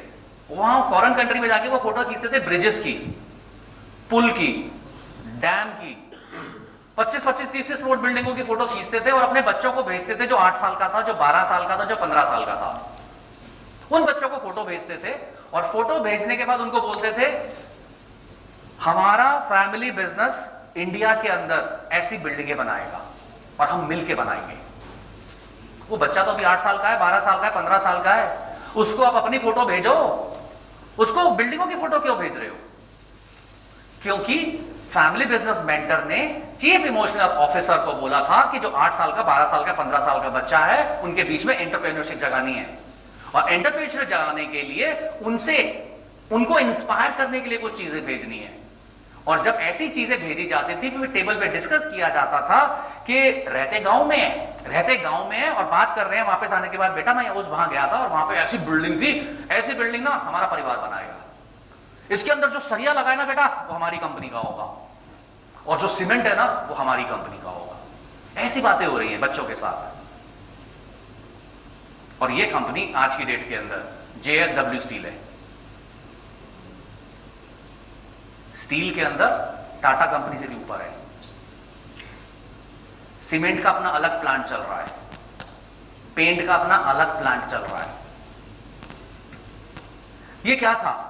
ये family council, chief emotional officer, family की education, sitting together and entrepreneurship को बच्चों के अंदर क्रिएट करना। कब से? जब वो छोटे होते हैं, तब से उनके अंदर एंटरप्रेन्योरशिप क्रिएट करना, जिससे कि कभी वो सोच भी ना पाए हमने जॉब में जाना है। और अपना विजन और अपने सपने ऐसे होने चाहिए, अपनों को डर लग जाए, इतना बड़ा, हाँ इतना बड़ा। बिकॉज जो JSW के मालिक सजीव जिंदल के अंदर जो पावर है वही आपके और मेरे अंदर पावर है, लेकिन उन्होंने उस पावर को पकड़ लिया और उसको चूज कर लिया। I will be a big. हम लोग फियर में रह गए। JSW के मालिक के फादर साहब यानी कि जिंदल साहब के जब फादर साहब की डेथ हुई बॉम्बे के अंदर कैंसर के द्वारा, ये पूरी डॉक्यूमेंट्री है। मैं इस फैमिली का नाम क्यों ले रहा हूं? बिकॉज 25 साल पहले ये लोग कहां थे और आज कहां हैं। I have seen the journey. जब फादर साहब गए, जाने लगे, तो सबकी जैसे होती है, पापा हमने आपकी पूरी सेवा की, ये किया, वो किया, पापा हमें गाइड कीजिए आगे क्या करना है, हमें क्या करना चाहिए। वही बच्चों इकट्ठा रहना, बिजनेस ऐसे करना, ये करना, ये सारी चीजें वहां थी, क्योंकि फैमिली के ऊपर बहुत काम होता था, फैमिली पे बहुत काम होता था। और जाते जाते फादर बोल रहे हैं बेटा कैंसर हॉस्पिटल बनाओ, एंड सेड ओके फादर, हम मुंबई के अंदर एक कैंसर हॉस्पिटल बना देते हैं। बोले मुंबई के अंदर नहीं, जो हमारा गांव है ना वहां पे हॉस्पिटल बनाओ, वहां पे मुझे कैंसर हॉस्पिटल चाहिए, बिकॉज वहां पे जो लोग रहते हैं उनके पास पैसे नहीं है ट्रीटमेंट के, वो लोग मुंबई आके अपना ट्रीटमेंट कराते हैं। और सुनो, पैसे चार्ज मत करना, ऐसा हॉस्पिटल बनाना पैसे चार्ज मत करना। बिना स्पिरिचुअलिटी के बिजनेस ग्रो कर ही नहीं सकता। स्ट्रगल करता है। हॉस्पिटल खड़ा कर दिया, नेटिव प्लेस में खड़ा कर दिया, पैसे भी चार्ज नहीं करते, चल रहा है, तब भी चल रहा है। ये सारी चीजें कहां से आ रही हैं? फैमिली से आ रही हैं। ये सारी चीजें कहां से आ रही है? फैमिली से आ रही है। अब उनकी एक डॉटर फिलैंथ्रोपी करती है, उसका काम ही सिर्फ यही है, फिलैंथ्रोपी करना, स्कूल चलाना, हॉस्पिटल चलाना, और पैसे कहां लगाने हैं वो चलाती है। एक डॉटर सिर्फ और सिर्फ पेंट बिजनेस देखती है और बेटा स्पोर्ट्स एकेडमी चलाता है और सीमेंट प्लांट चलाता है और बड़े वाले जिंदल साहब सिर्फ स्टील प्लांट देखते हैं। एंटरप्रेन्योरशिप अपने अंदर भी जगानी है, अपने बच्चों के अंदर भी जगानी है, अपनी वाइफ के अंदर भी जगानी है। हम तो अपनों से बात ही नहीं करते हैं कभी। हम अपनों से क्या बात करते हैं? खाना लगा देना। तेरे को बोला था ना कि मेरे को बार बार फोन मत किया कर, मैं आ जाऊंगा जब फ्री हो जाऊंगा, घर पे ही आऊंगा, कहीं और थोड़ा जाऊंगा। She is blessing you, she is waiting for कि हम घर आ जाएं और हम नेगेटिव एनर्जी स्प्रेड कर रहे हैं, नेगेटिव एनर्जी स्प्रेड कर रहे हैं। तो सबसे इंपॉर्टेंट हमारे को फैमिली वाले फ्रंट पे काम करना होता है, नंबर 1। नंबर 2, अब आप ऑनरशिप पे आ गए। अब आप बिजनेस के ऑनर हैं। अब आप बिजनेस के ऑनर हैं, आपके पास 4 कंपनी है, 5 कंपनी है और मेजर शेयर आपके पास है। आपके 5 काम है। इस 5 कामों को अगर आप नहीं कर रहे हो तो अपनी जो आपकी वर्थ है, जो आपकी कैपेबिलिटी है, जो आपकी कैपेसिटी है, जो आपका रियल रोल है, आप वो नहीं कर रहे, बाकी सब कर रहे हो। आप खुद देखना इन 5 में से आप क्या काम कर रहे हो। बिजनेस 5 करोड़ का हो या 32,000 करोड़ का, मैटर नहीं करता, बट बिजनेस ओनर का यही 5 काम है, वही 5 काम है। 5 काम कौन से? अगर हम ओनरशिप की बात करते हैं, increase the share holder value, liquidity growth, profitability growth, evaluate the performance of the company and succession planning. अब इन 5 कामों में आप बता दीजिए कौन सा काम है जो आप डिसीजन मेकिंग पे करते हैं, बोर्ड मीटिंग में करते हैं, कंसल्टेंट के साथ करते हैं, और बाकी अंदर की जितनी भी चीजें हैं, सेल, परचेज, प्रोडक्शन, XYZ, वो हमने टीम रखी हुई है, वो काम करती है। क्योंकि विजनरी है ना, हम तो एंटरप्रेन्योर हैं। आज पैसा नहीं है लेकिन विजन है, लेकिन विजन है। रिस्क लेंगे, कंसल्टेंट्स को हायर करेंगे, यारों दोस्तों से बात करेंगे। एक आगे बड़ा गेम खेलना है ना, आगे बड़ा गेम खेलना है। तो बड़ा गेम खेलना है तो बिजनेस ओनर के जो रोल है वो आपको अदा करने होंगे। फैमिली बिजनेस के अंदर अगर 4 भाई या फादर और सन बिजनेस कर रहे हैं या परिवार के और सदस्य बिजनेस कर रहे हैं, आप किसी से पूछ लीजिए, बेटा पिछले महीने के अंदर तू सेल्स और मार्केटिंग देखता है, कितना नया धंधा लेके आया, जरा रिपोर्ट दे देना। ना तो कभी रिपोर्ट आएगी ना कभी बैठा जाएगा। 2 भाई बिजनेस कर रहे हैं, अगर उनकी रिपोर्टिंग देखना शुरू कर दें तो मैटर कहीं का कहीं चला जाता है। तू मेरे से तो पूछता है तू क्या करता है, तू क्या करता है और बिजनेस कैसे चल रहा है, तू ये वाली यूनिट देख ले, मैं ये वाली यूनिट देख रहा हूं, बिजनेस ऐसे चल रहा है। संध्या जी ने बड़ा अच्छा बोला, बिजनेस क्या है? एक बेबी है हमारा, एक बेबी है। तो बेबी को केयर करनी पड़ेगी, और अगर बेबी की केयर करते हैं तो वो हमारी केयर करेगा। लेकिन बेबी की केयर का मतलब ये थोड़ा ना है कि बिजनेस की कभी आप बोर्ड मीटिंग ही नहीं करते हो, बैलेंस शीट ही नहीं देखते हो, कौन सा प्रोडक्ट पे फोकस करना है यही नहीं देखते हो, हाई जीपी प्रोडक्ट कौन सा है यही नहीं देखते हो, COGS cost of goods sold को कम कैसे करना है यही नहीं देखते हैं, मंथली बैलेंस शीट पढ़ते ही नहीं है, और सबसे बड़ी बात बैलेंस शीट पढ़नी नहीं आती, बैलेंस शीट ही नहीं पढ़नी आती। We are just into the business of increasing the sales sir. Profit के साथ साथ अगर मेरा वो लोन बढ़ता है तो कोई दिक्कत नहीं। अब जब हम लोग फैमिली बिजनेस के साथ ये 5 एरियाज पे काम करते हैं, अभी मुंबई की एक कंपनी है, they are 3rd in the jewellery business, they are 3rd, India के अंदर 3rd है। तो अभी 4 महीने पहले उन लोगों ने हम लोगों को हायर किया, 3,000 करोड़ की टर्नओवर, 3,000 करोड़ की टर्नओवर है उनकी। और जब हमने उनकी बैलेंस शीट देखी, पूरी फैमिली की मिला के 900 रुपए की वर्थ, 900 करोड़ रुपए की वर्थ, 25 साल से बिजनेस कर रहे हैं। ये भाई साहब 25 साल से बिजनेस कर रहे हो, पूरा परिवार तुम लगे हुए हो, इतने करोड़ की तुम्हारी टर्नओवर है और तुम्हारी इतनी वर्थ है, और इस 900 CR के अंदर तुम्हारी 15 तो प्रॉपर्टीज हैं जिसका सर्कल रेट इंक्रीज हो गया। एक्चुअल में आप लोग क्या कर रहे हो? और 14 लोग बिजनेस के अंदर हैं, 14 लोग बिजनेस के अंदर हैं। देन वी डिस्कस कि शेयर होल्डर वैल्यू इंक्रीज करने का मतलब क्या होता है। शेयर होल्डर वैल्यू इंक्रीज करने का मतलब क्या होता है? उनको ना वो 12 चीजें दिखाई, ये 12 चीजें हैं। आपका IPR कहां है, इंटेलेक्चुअल प्रॉपर्टी राइट कहां है आपका? आपको IPO लेके आना है या नहीं लेके आना? आपको अपने बिजनेस के अंदर एंजल इन्वेस्टर लाना है या नहीं लाना? आपको अपना एग्जिट प्लान बनाना है नहीं बनाना? आपका बिजनेस एग्जिट प्लान क्या है? बोले राकेश भाई कैसी बातें कर रहे हो, सेल बढ़ानी है, बस इसी काम में लगे हैं। तो 10 रुपए का शेयर था, आज 300 रुपए का है। मैंने कहा भाई ये 3,000 रुपए का कब होगा? बोला इस जन्म में तो नहीं होगा, 25 साल के अंदर ये तो यहां से लेके यहां तक पहुंचा, विजन ही नहीं था ना। बैठे, डिस्कशन हुआ, जैसे सेशन आपके साथ चल रहा है ऐसे ही चला, पूरी फैमिली बैठी थी, लेकिन पूरी फैमिली बैठी थी, एम्पावर किया, बोला गया लास्ट मंथ नवी मुंबई के अंदर they open a big factory, 10% stake एक एंजल इन्वेस्टर को बेचा, 500 करोड़ रुपए आए, 500 करोड़ रुपए आए, सीओ हायर किया, सीएफओ हायर किया, जितने भी फैमिली मेंबर थे उन सबके रोल डिफाइन किए, उनके केपी क्यारे डिफाइन किए, उनकी बोर्ड मीटिंग डिफाइन की, बोर्ड मीटिंग क्या होगी, कैसे होगी, बैलेंस शीट कैसे देखी जाएगी, कैसे नहीं देखी जाएगी, परिवार वाला रोल परिवार करेगा, शेयर होल्डर वाला रोल ओनर वाला रोल ओनर करेगा, ये चीजें क्रिएट हुई। Now they are happily doing business. 6 महीने के अंदर ये सब, अरे इंडिया ग्रो कर रहा है भाई, आप ये बताओ आपको कितने पैसे चाहिए, show me your plan, show me your vision, show me your idea. Idea never fail, execution fail, idea never fail, execution fail. Execution क्यों फेल होता है? हम अपनी इंटेलिजेंस लगाते हैं, ये मेरे से तो ना हो पाएगा, मेरे तो अपने ही साथ नहीं है, इतना बड़ा गेम खेलते हुए डर लगता है, हम अपनी ही एनर्जी के अगेंस्ट काम कर जाते हैं। लेकिन जब आपको एक राइट मेंटर मिलता है, एक अच्छा परिवार मिलता है, फैमिली के ऊपर आप लोग काम करते हो, और ऑनरशिप के ऊपर जो मैं आपको 5 चीजें कह रहा हूं इसके ऊपर काम करते, ये 5 चीजों को इंप्लीमेंट करने के लिए समय चाहिए, नो डाउट। पहले तो अवेयरनेस के लिए चाहिए कि इसमें आता क्या क्या है, कैश कैसे बढ़ता है कंपनी के अंदर।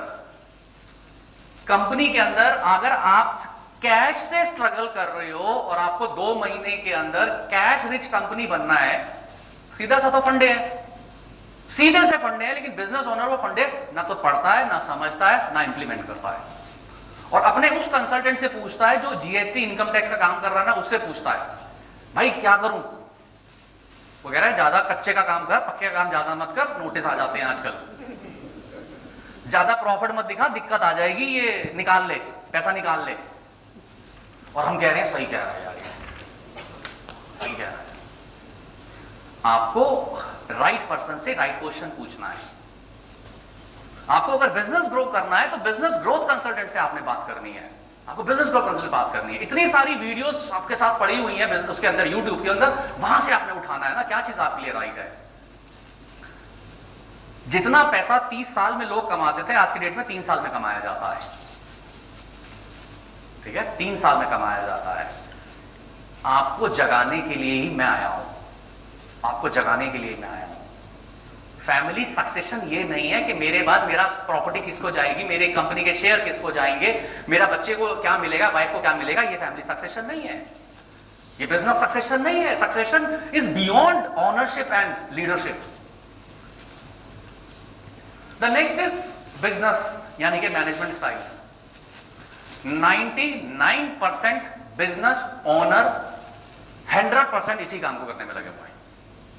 98% बिजनेस ओनर 100% इसी काम को करने में लगे हुए हैं, यानी कि मैनेजमेंट स्टाइल, यानी कि बिजनेस क्या मतलब, daily operation, finance, reporting, strategy planning, employ relation, customer and supply relation और कैश फ्लो मैनेजमेंट, यानी कि sale, purchase, bank, GST, income tax, TDS, compliance, payments करनी है, कलेक्शन करनी है, एंड वो डेली रिपोर्ट्स देखनी है, प्रोडक्शन रिपोर्ट देखनी है, पीसीसी रिपोर्ट देखनी है, उसी में लगे हुए हैं। वो जो फैमिली वाला पार्ट था उसका क्या चल रहा है, वो जो ऑनर वाला पार्ट था उसका क्या चल रहा है। अगर फैमिली वाला पार्ट, ऑनर वाला पार्ट आप नहीं कर रहे हैं, nobody will do it, nobody will do it. ये वाला पार्ट जो भी है, जो बिजनेस का मैनेजमेंट स्टाइल वाला पार्ट, ये वाला जो एरिया है, you can delegate easily, you can delegate easily. India के अंदर बहुत ही सस्ते अच्छे लोग मिलते हैं। अगेन मैं आपको स्पिरिचुअलिटी से लिंक करूंगा। एक तरफ एनिमल है, एक तरफ मैन है।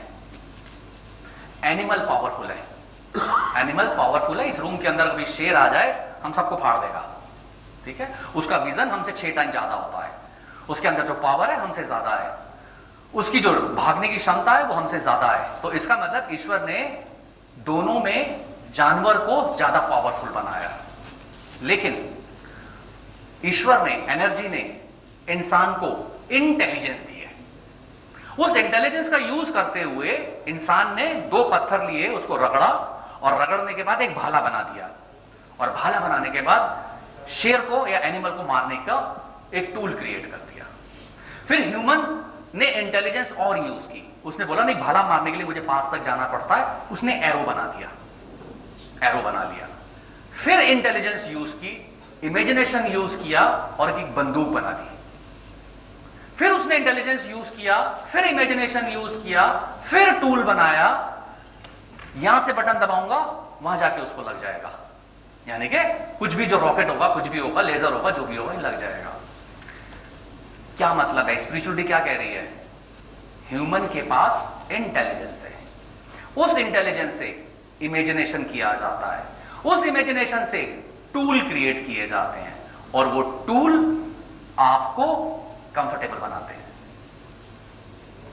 द सेम वे के अंदर आपके बिजनेस के अंदर इंटेलिजेंस को यूज करना है, इमेजिनेशन को यूज करना है, और इसके टूल बनाने हैं जिससे कि आपकी इन्वॉल्वमेंट ही नहीं है, आपकी डे टू डे ऑपरेशन के अंदर इन्वॉल्वमेंट ही नहीं है। आपका बेटा या आपकी टीम या आपके जो एचओडीज हैं वही बिजनेस को रन कर रहे हैं। आपका क्या काम है? फैमिली वाला और ऑनर वाला। ऑनर वाला 5 काम थे, उस 5 काम के ऊपर आपको काम करना है। नंबर ऑफ माई मेंटीज आज की डेट में क्या कर रहे हैं? बिजनेसेस एक्वायर कर रहे हैं। उनका काम सेल परचेज करना नहीं है, प्रोडक्शन देखना नहीं है, वो मार्केट में ये देख रहे हैं कि हमारे जैसी कंपनी बाइफर में कौन सी जा रही है या कौन सी लॉस मेकिंग बन रही है, किसका मालिक के बच्चे बिजनेस में नहीं आ रहे और वो अपनी कंपनी बेचना चाहता है, और उसके पास 200 करोड़ की कंपनी है और वो 50 करोड़ में बेचने को तैयार है। बोला उठा लो, और इसको 75 करोड़ दे देते हैं, और इस कंपनी को इंटेलिजेंस लगा के, इमेजिनेशन को यूज करके, टूल क्रिएट करके इसको अब 300 करोड़ की बना देंगे, एंड देन बेच देंगे, ये क्या था? Human is not made for struggle, is not made for struggle, that's why intelligence is given. तो हमें इंटेलिजेंस को यूज करना है, इमेजिनेशन करना है, एंड देन टूल्स क्रिएट करने हैं। अगर आप टूल्स क्रिएट नहीं कर रहे हो, the man will struggle, the man will struggle. Tool team हो सकती है, टूल सिस्टम एंड प्रोसेस हो सकता है, टूल कंसल्टेंट को हायर करके उससे सिस्टम एंड प्रोसेस बनाना हो सकता है, टूल एआई को यूज करके कोई सॉफ्टवेयर बनाना हो सकता है, टूल ऑटोमेशन हो सकता है, रोबोट को यूज किया जा सकता है, लेटेस्ट मशीन्स को यूज किया जा सकता है, but these task can be delegated, this can be delegated. So coming to my last, तो उसके बाद क्वेश्चन आंसर लेंगे। यहां से अब आपको क्या करना है? You have to assess your business structure. आपको अपना बिजनेस स्ट्रक्चर एसेस करना है। वो प्राइवेट लिमिटेड कंपनी है, लिमिटेड कंपनी है, पार्टनरशिप फर्म है, प्रोप्राइटरशिप फर्म है, नंबर ऑफ कंपनीज है, क्या है, उसके ऑनर कौन है, उसकी शेयर होल्डिंग ठीक है नहीं है, उसके अंदर प्रॉपर्टीज अगर है तो वो प्रॉपर्टी भी ठीक है या हमारे को शेयर होल्डिंग चेंज करनी है, या जो मैंने आपको शुरू में बोला कि भाई जिसके बैंक में पैसे थे उसके नाम से प्रॉपर्टियां ले ली, शेयर्स खोल लिए। तो सबसे पहले आपने ये देखना है जो बिजनेस की ऑनरशिप है, प्रॉपर्टी की ऑनरशिप है, स्ट्रक्चरिंग है, वो क्या है, क्या कोई चेंज चाहिए? सबसे पहले आप वहां जाएंगे। नंबर 2, आप अपनी फाइनेंशियल हेल्थ देखेंगे, अपने बिजनेस की, अपने परिवार की। लोन ज्यादा है, कैश के लिए स्ट्रगल कर रहे हैं, सेल नहीं बढ़ रही है, समझ में नहीं आ रहा जाए कहां, वेल्थ ही नहीं है, वेल्थ तो है लेकिन लोन भी है, अपनी पर्सनल गारंटी तक दे रखी है। बिजनेस तो सिर्फ हम ईएमआई, सैलरी और एम्प्लॉइज को सैलरी देने में जा रही है, हमारे पास कुछ नहीं है। So you need to assess your financial health. जब तक आप लिखेंगे नहीं, आपको सोल्यूशन नहीं मिलेगा। तो फाइनेंशियल हेल्थ क्या है? इवेल्युएट आपकी financial performance, cash flow and debt. आप अपना डेट 3 साल में खत्म करना चाहते हैं, 6 साल में खत्म करना चाहते हैं, 6 महीने में खत्म करना चाहते हैं, सिर्फ इमेजिनेशन कीजिए। एनर्जी का गेम है, आप एनर्जी है, मैं एनर्जी हूं और वो भी एनर्जी है।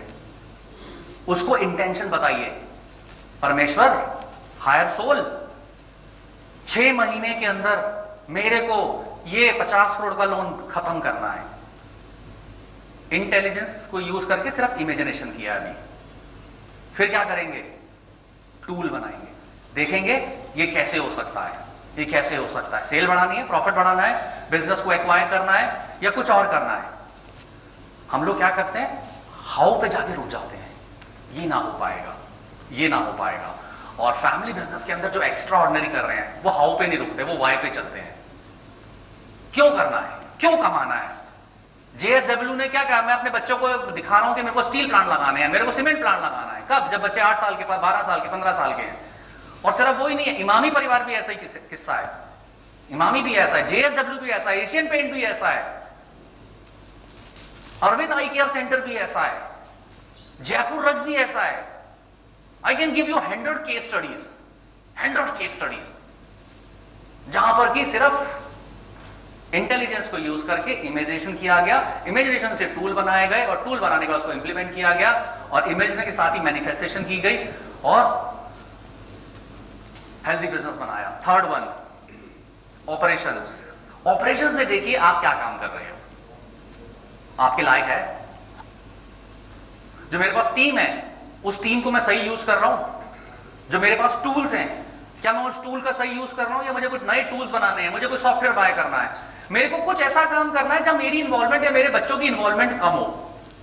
तो ऑपरेशन में जाइए, ऑपरेशन में जाके चेक कीजिएगा, रिव्यू कीजिएगा की process, efficiency and customer satisfaction. क्योंकि पैसा तो यहीं से ही आएगा ना, पैसा यहीं से ही आएगा। तो पहले आपने ओनरशिप स्ट्रक्चर को चेक किया, आपकी बिजनेसेस, आपकी प्रॉपर्टीज, आपकी क्रॉस होल्डिंग्स, आपके दादाजी और पिताजी और पुरानी प्रॉपर्टीज, एंसेस्ट्रल प्रॉपर्टीज, उसका क्या हाल चल रहा है, उनकी विल है या नहीं है। सेकंड, मैंने बोला फाइनेंशियल हेल्थ को देखिए, आपको कैश ज्यादा चाहिए, प्रॉफिट ज्यादा चाहिए, वेल्थ क्रिएशन करना है। इन तीनों के रास्ते अलग हैं, इन तीनों के रास्ते अलग हैं। अगर आपको वैल्यूएशन का गेम खेलना है, शेयर होल्डर को बनाना है, उसका गेम अलग है। आपको प्रॉफिट इंक्रीज करना है, उसका गेम अलग है। आपको कैश इंक्रीज करना है, उसका गेम अलग है, उसका गेम अलग है। लेकिन हमें पता ही नहीं है, हमें पता ही नहीं है। हम बिजनेस के अंदर सेल बढ़ाने के चक्कर में अपना कैश फंसा देते हैं, अपना कैश फंसा देते हैं और फिर बोलते हैं यार कैश ही नहीं है, कैश ही नहीं है। कहां फंस गए? अगर हम सिंपल सा बैलेंस शीट को पढ़ना समझ लें तो आंसर मिल जाता है, तो आंसर मिल जाता है। सो operation, third one, fourth one, family dynamics. आप आज रात को सोने से पहले ये काम करेंगे, क्योंकि अगर आप सो गए तो मेरा सेशन सत्संग में चला जाएगा। और मैं अभी आपको क्या बोलने वाला हूं, इस रूम से बाहर कोई भी नहीं जाएगा। इन चारों के ऊपर आप लोग वर्क करेंगे अभी, आप लोग वर्क करेंगे अभी। चाहे 5-5 मिनट लगाइए, 5-5 मिनट लगाइए and ask the question, ask the question यहीं पर। तो फैमिली डायनामिक में क्या लिखना है आपने? Understand family relations, communication pattern, बात होती है नहीं होती है। जो राकेश शर्मा बोल रहे थे ना, वो तो हमारे घर में वही चल रहा है। कोई बात नहीं करता, एक दूसरे की आंखों में आंखें डाल के कोई बहुत दूर की बात है। लव क्या होता है पता ही नहीं है, लव क्या होता है पता ही नहीं है। बच्चों के साथ एंटरप्रेन्योरशिप जगाने के लिए क्या करना पड़ता है, पहली बार सुना है। So this assessment help to identify strength, weakness and the area required attention. आप बड़ी देर से मेरे को सुनते जा रहे हैं और मैं बोलता जा रहा हूं। Now you will work and I will see you. Work क्या करेंगे? आप सबसे पहले लिखिए बिजनेस स्ट्रक्चर के अंदर, बिजनेस स्ट्रक्चर के अंदर प्लीज लिखना शुरू करें। आपकी कंपनी प्रोप्राइटरशिप है, प्राइवेट लिमिटेड है, या फिर एलएलपी है, या फिर आपने कुछ और ही कुछ क्रिएट कर रखा है, एटलीस्ट पता चले। और क्या वो सही है? अपने आप से पूछिए क्या ये सही है, और यू नीड करेक्शन, और you need correction. Second, financial health, loan ज्यादा है, कैश नहीं है, स्टॉक बहुत ज्यादा चल रहा है, स्टॉक बहुत ज्यादा है, डेट से बाहर कैसे आना है समझ में नहीं आ रहा।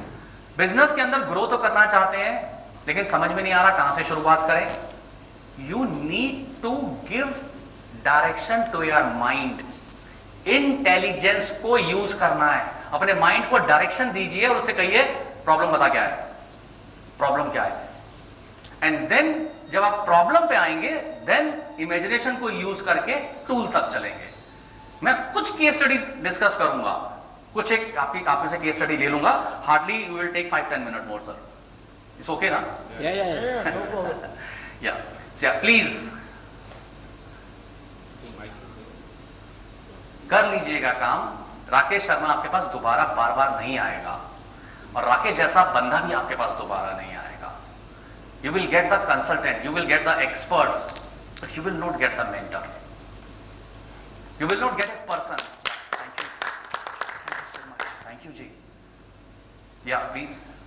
क्वेश्चन है, पहले तो आपके लिए कॉम्प्लीमेंट है कि पहला सीए मिला है जो इमोशनल भी बात कर रहा है रादर देन मैथ्स और कैलकुलेशंस और यस यस यस यस, तो एक तो कॉम्प्लीमेंट है, पहला सीए मैंने देखा। थैंक यू सो दूसरा मच। मैं ये आपका एक, मैं वहाँ पे मेरी थोड़ी सुई अटक गई कि जब आपने बोला कि बिजनेस ओनर्स को एक CEO रखना चाहिए, चीफ इमोशनल ऑफिसर होना चाहिए फैमिली का, फैमिली का, फैमिली की लेकिन वो इमोशन, बिजनेस ओनर नहीं होना लेकिन वो ऑनर नहीं होना चाहिए। यस। तो माय क्वेश्चन इज कि why he listen to that officer and how, तो ये थोड़ा सा वाई समझना- कौन लिखेगा, मतलब ऑफिसर की, ये जो फैमिली बिजनेस जो ऑनर है, जो कंपनी का सीईओ Why है, owner listen to that emotional officer? क्योंकि अगर परिवार चलाना है ना, परिवार चलाना है। परिवार चलाना है, लेकिन जैसे आपने कहा कि वो कोई भी हो सकता है रादर देन द ओनर, मतलब कोई परिवार का छोटा भी हो छोटा भी हो सकता है, बड़ा भी हो भाई, सकता है। उसका भी बच्चा या जो भी है, हाँ, सो उसको कैसे मैनेज करेगा? क्योंकि जो बिजनेस ओनर है, आप समझ रहे हो कि ये स्ट्रगल होगी कि नहीं नहीं, कोई स्ट्रगल नहीं होगी। आप एक बार बिजनेस ओनर से मेरे से मिलवा दीजिए, मैं उसके साथ 1-to-1 कर लूं, 10 मिनट के अंदर वो बोलेगा राकेश भाई आप सही तो कह रहे हो।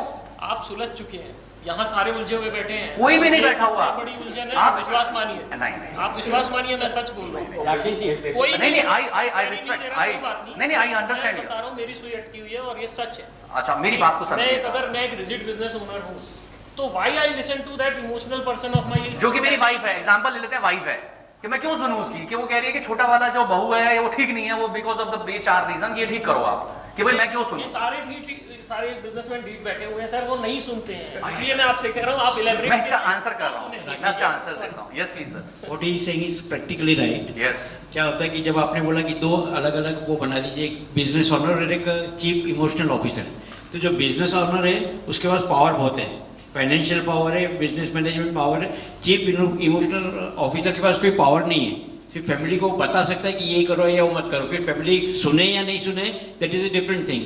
90% केस में ये होगा कि फैमिली सुनेगी ऑपरेशन वाले की ही, क्योंकि इसके पास पावर है। That is what you are saying I think. Yes yes. तो उसका क्या? ये ना ये मिथ है। 2 चीजें समझ लो, परिवार को चलाने के लिए कंपैशन चाहिए, एम्पैथी चाहिए, लव चाहिए। बिजनेस को चलाने के लिए परफॉर्मेंस इवैल्यूएशन चाहिए। हम लोग कर क्या रहे हैं? परिवार को परफॉर्मेंस इवैल्यूएशन से चला रहे हैं और बिजनेस को इमोशन से चला रहे हैं। परिवार में हम ये देख रहे हैं, इसने नमस्ते नहीं किया, इसने गुड मॉर्निंग नहीं किया, ये डाइनिंग टेबल पे खाना खाने नहीं आया, इसको मैंने ऐसे बोला था, वैसे किया था। परफॉर्मेंस मैट्रिक्स से हम लोग उसको कर रहे हैं। तो लाइफ में ये चीज पहले एक्सेप्ट कर लीजिए, परिवार को प्यार से चलाना है, मोहब्बत से चलाना है, केयर से चलाना है, एम्पैथी से चलाना है।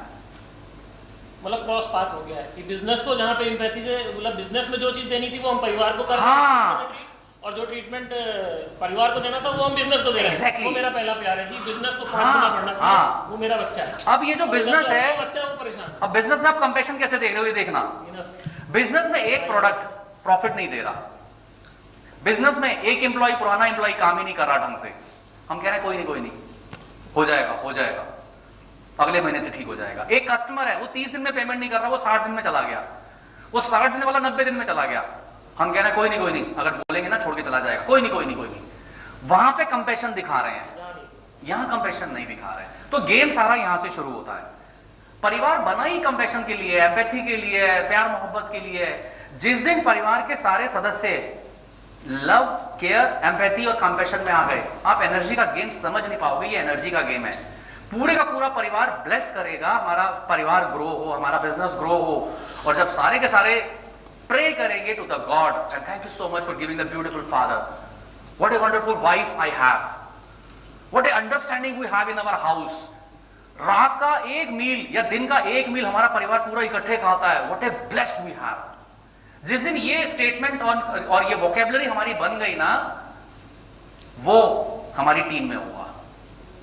वो हमारी टीम में होगा, उसको तो याद नहीं करना पड़ेगा, वो हमारी टीम में काम करेगा। कैसे?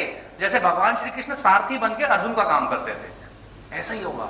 एनर्जी का गेम है, हमें समझना होगा। लेकिन business is not about making money, business is not about making money, it is beyond money. Love and care है, लव एंड केयर है, कस्टमर के साथ भी, परिवार के साथ भी। But I respect, I understand your feeling, क्योंकि हम लोग ना मैक्सिमम लोग, सर आप सबको भी ये चीज मुझे नहीं करना, मुझे सिर्फ सब उठ के चले जाएंगे, कोई समझेगा नहीं हाँ, कि I फैमिली got को जो जिसको आपने बड़ा इजी बोल दिया कि किसी को भी बना दो ऑफिसर, उसकी सब सुनेंगे, करेक्ट। बट वो ओनर सच में नहीं सुनेगा जब तक वो समझेगा नहीं कि यार वो बहुत ज्यादा जरूरी पार्ट है। बिल्कुल ठीक। इसलिए इलेबोरेशन चाहिए। मैंने अपनी वाइफ को शादी के 7 साल तक बेवकूफ बनाया, इससे आप बहुत अच्छे से समझेंगे।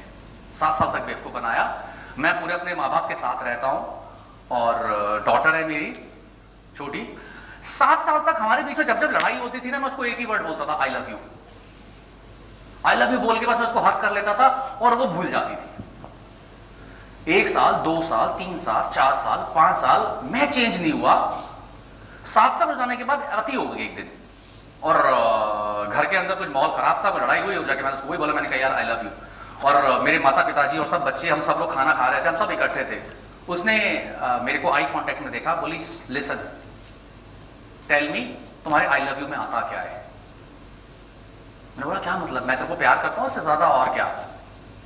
बोली तुम्हारे माँ बाप की केयर मैं करती हूँ, तुम्हारे माँ बाप की जब तबियत खराब होती है उनको हॉस्पिटल मैं लेके जाती हूँ, तुम्हारे बच्चों के पीटीएम में मैं जाती हूँ, तुम्हारे घर का खाना पैक करके मैं देती हूँ, जिस दिन मेरी तबियत खराब होती है तो मैं खुद डॉक्टर के पास जाती हूँ। तुम्हारे आई लव यू में आता क्या है? कुछ तो आता होगा, मुझे वो बताओ। बोली कभी तुम्हारे मन में ये नहीं आया कि बच्चे के पीटीएम में चले जाओ?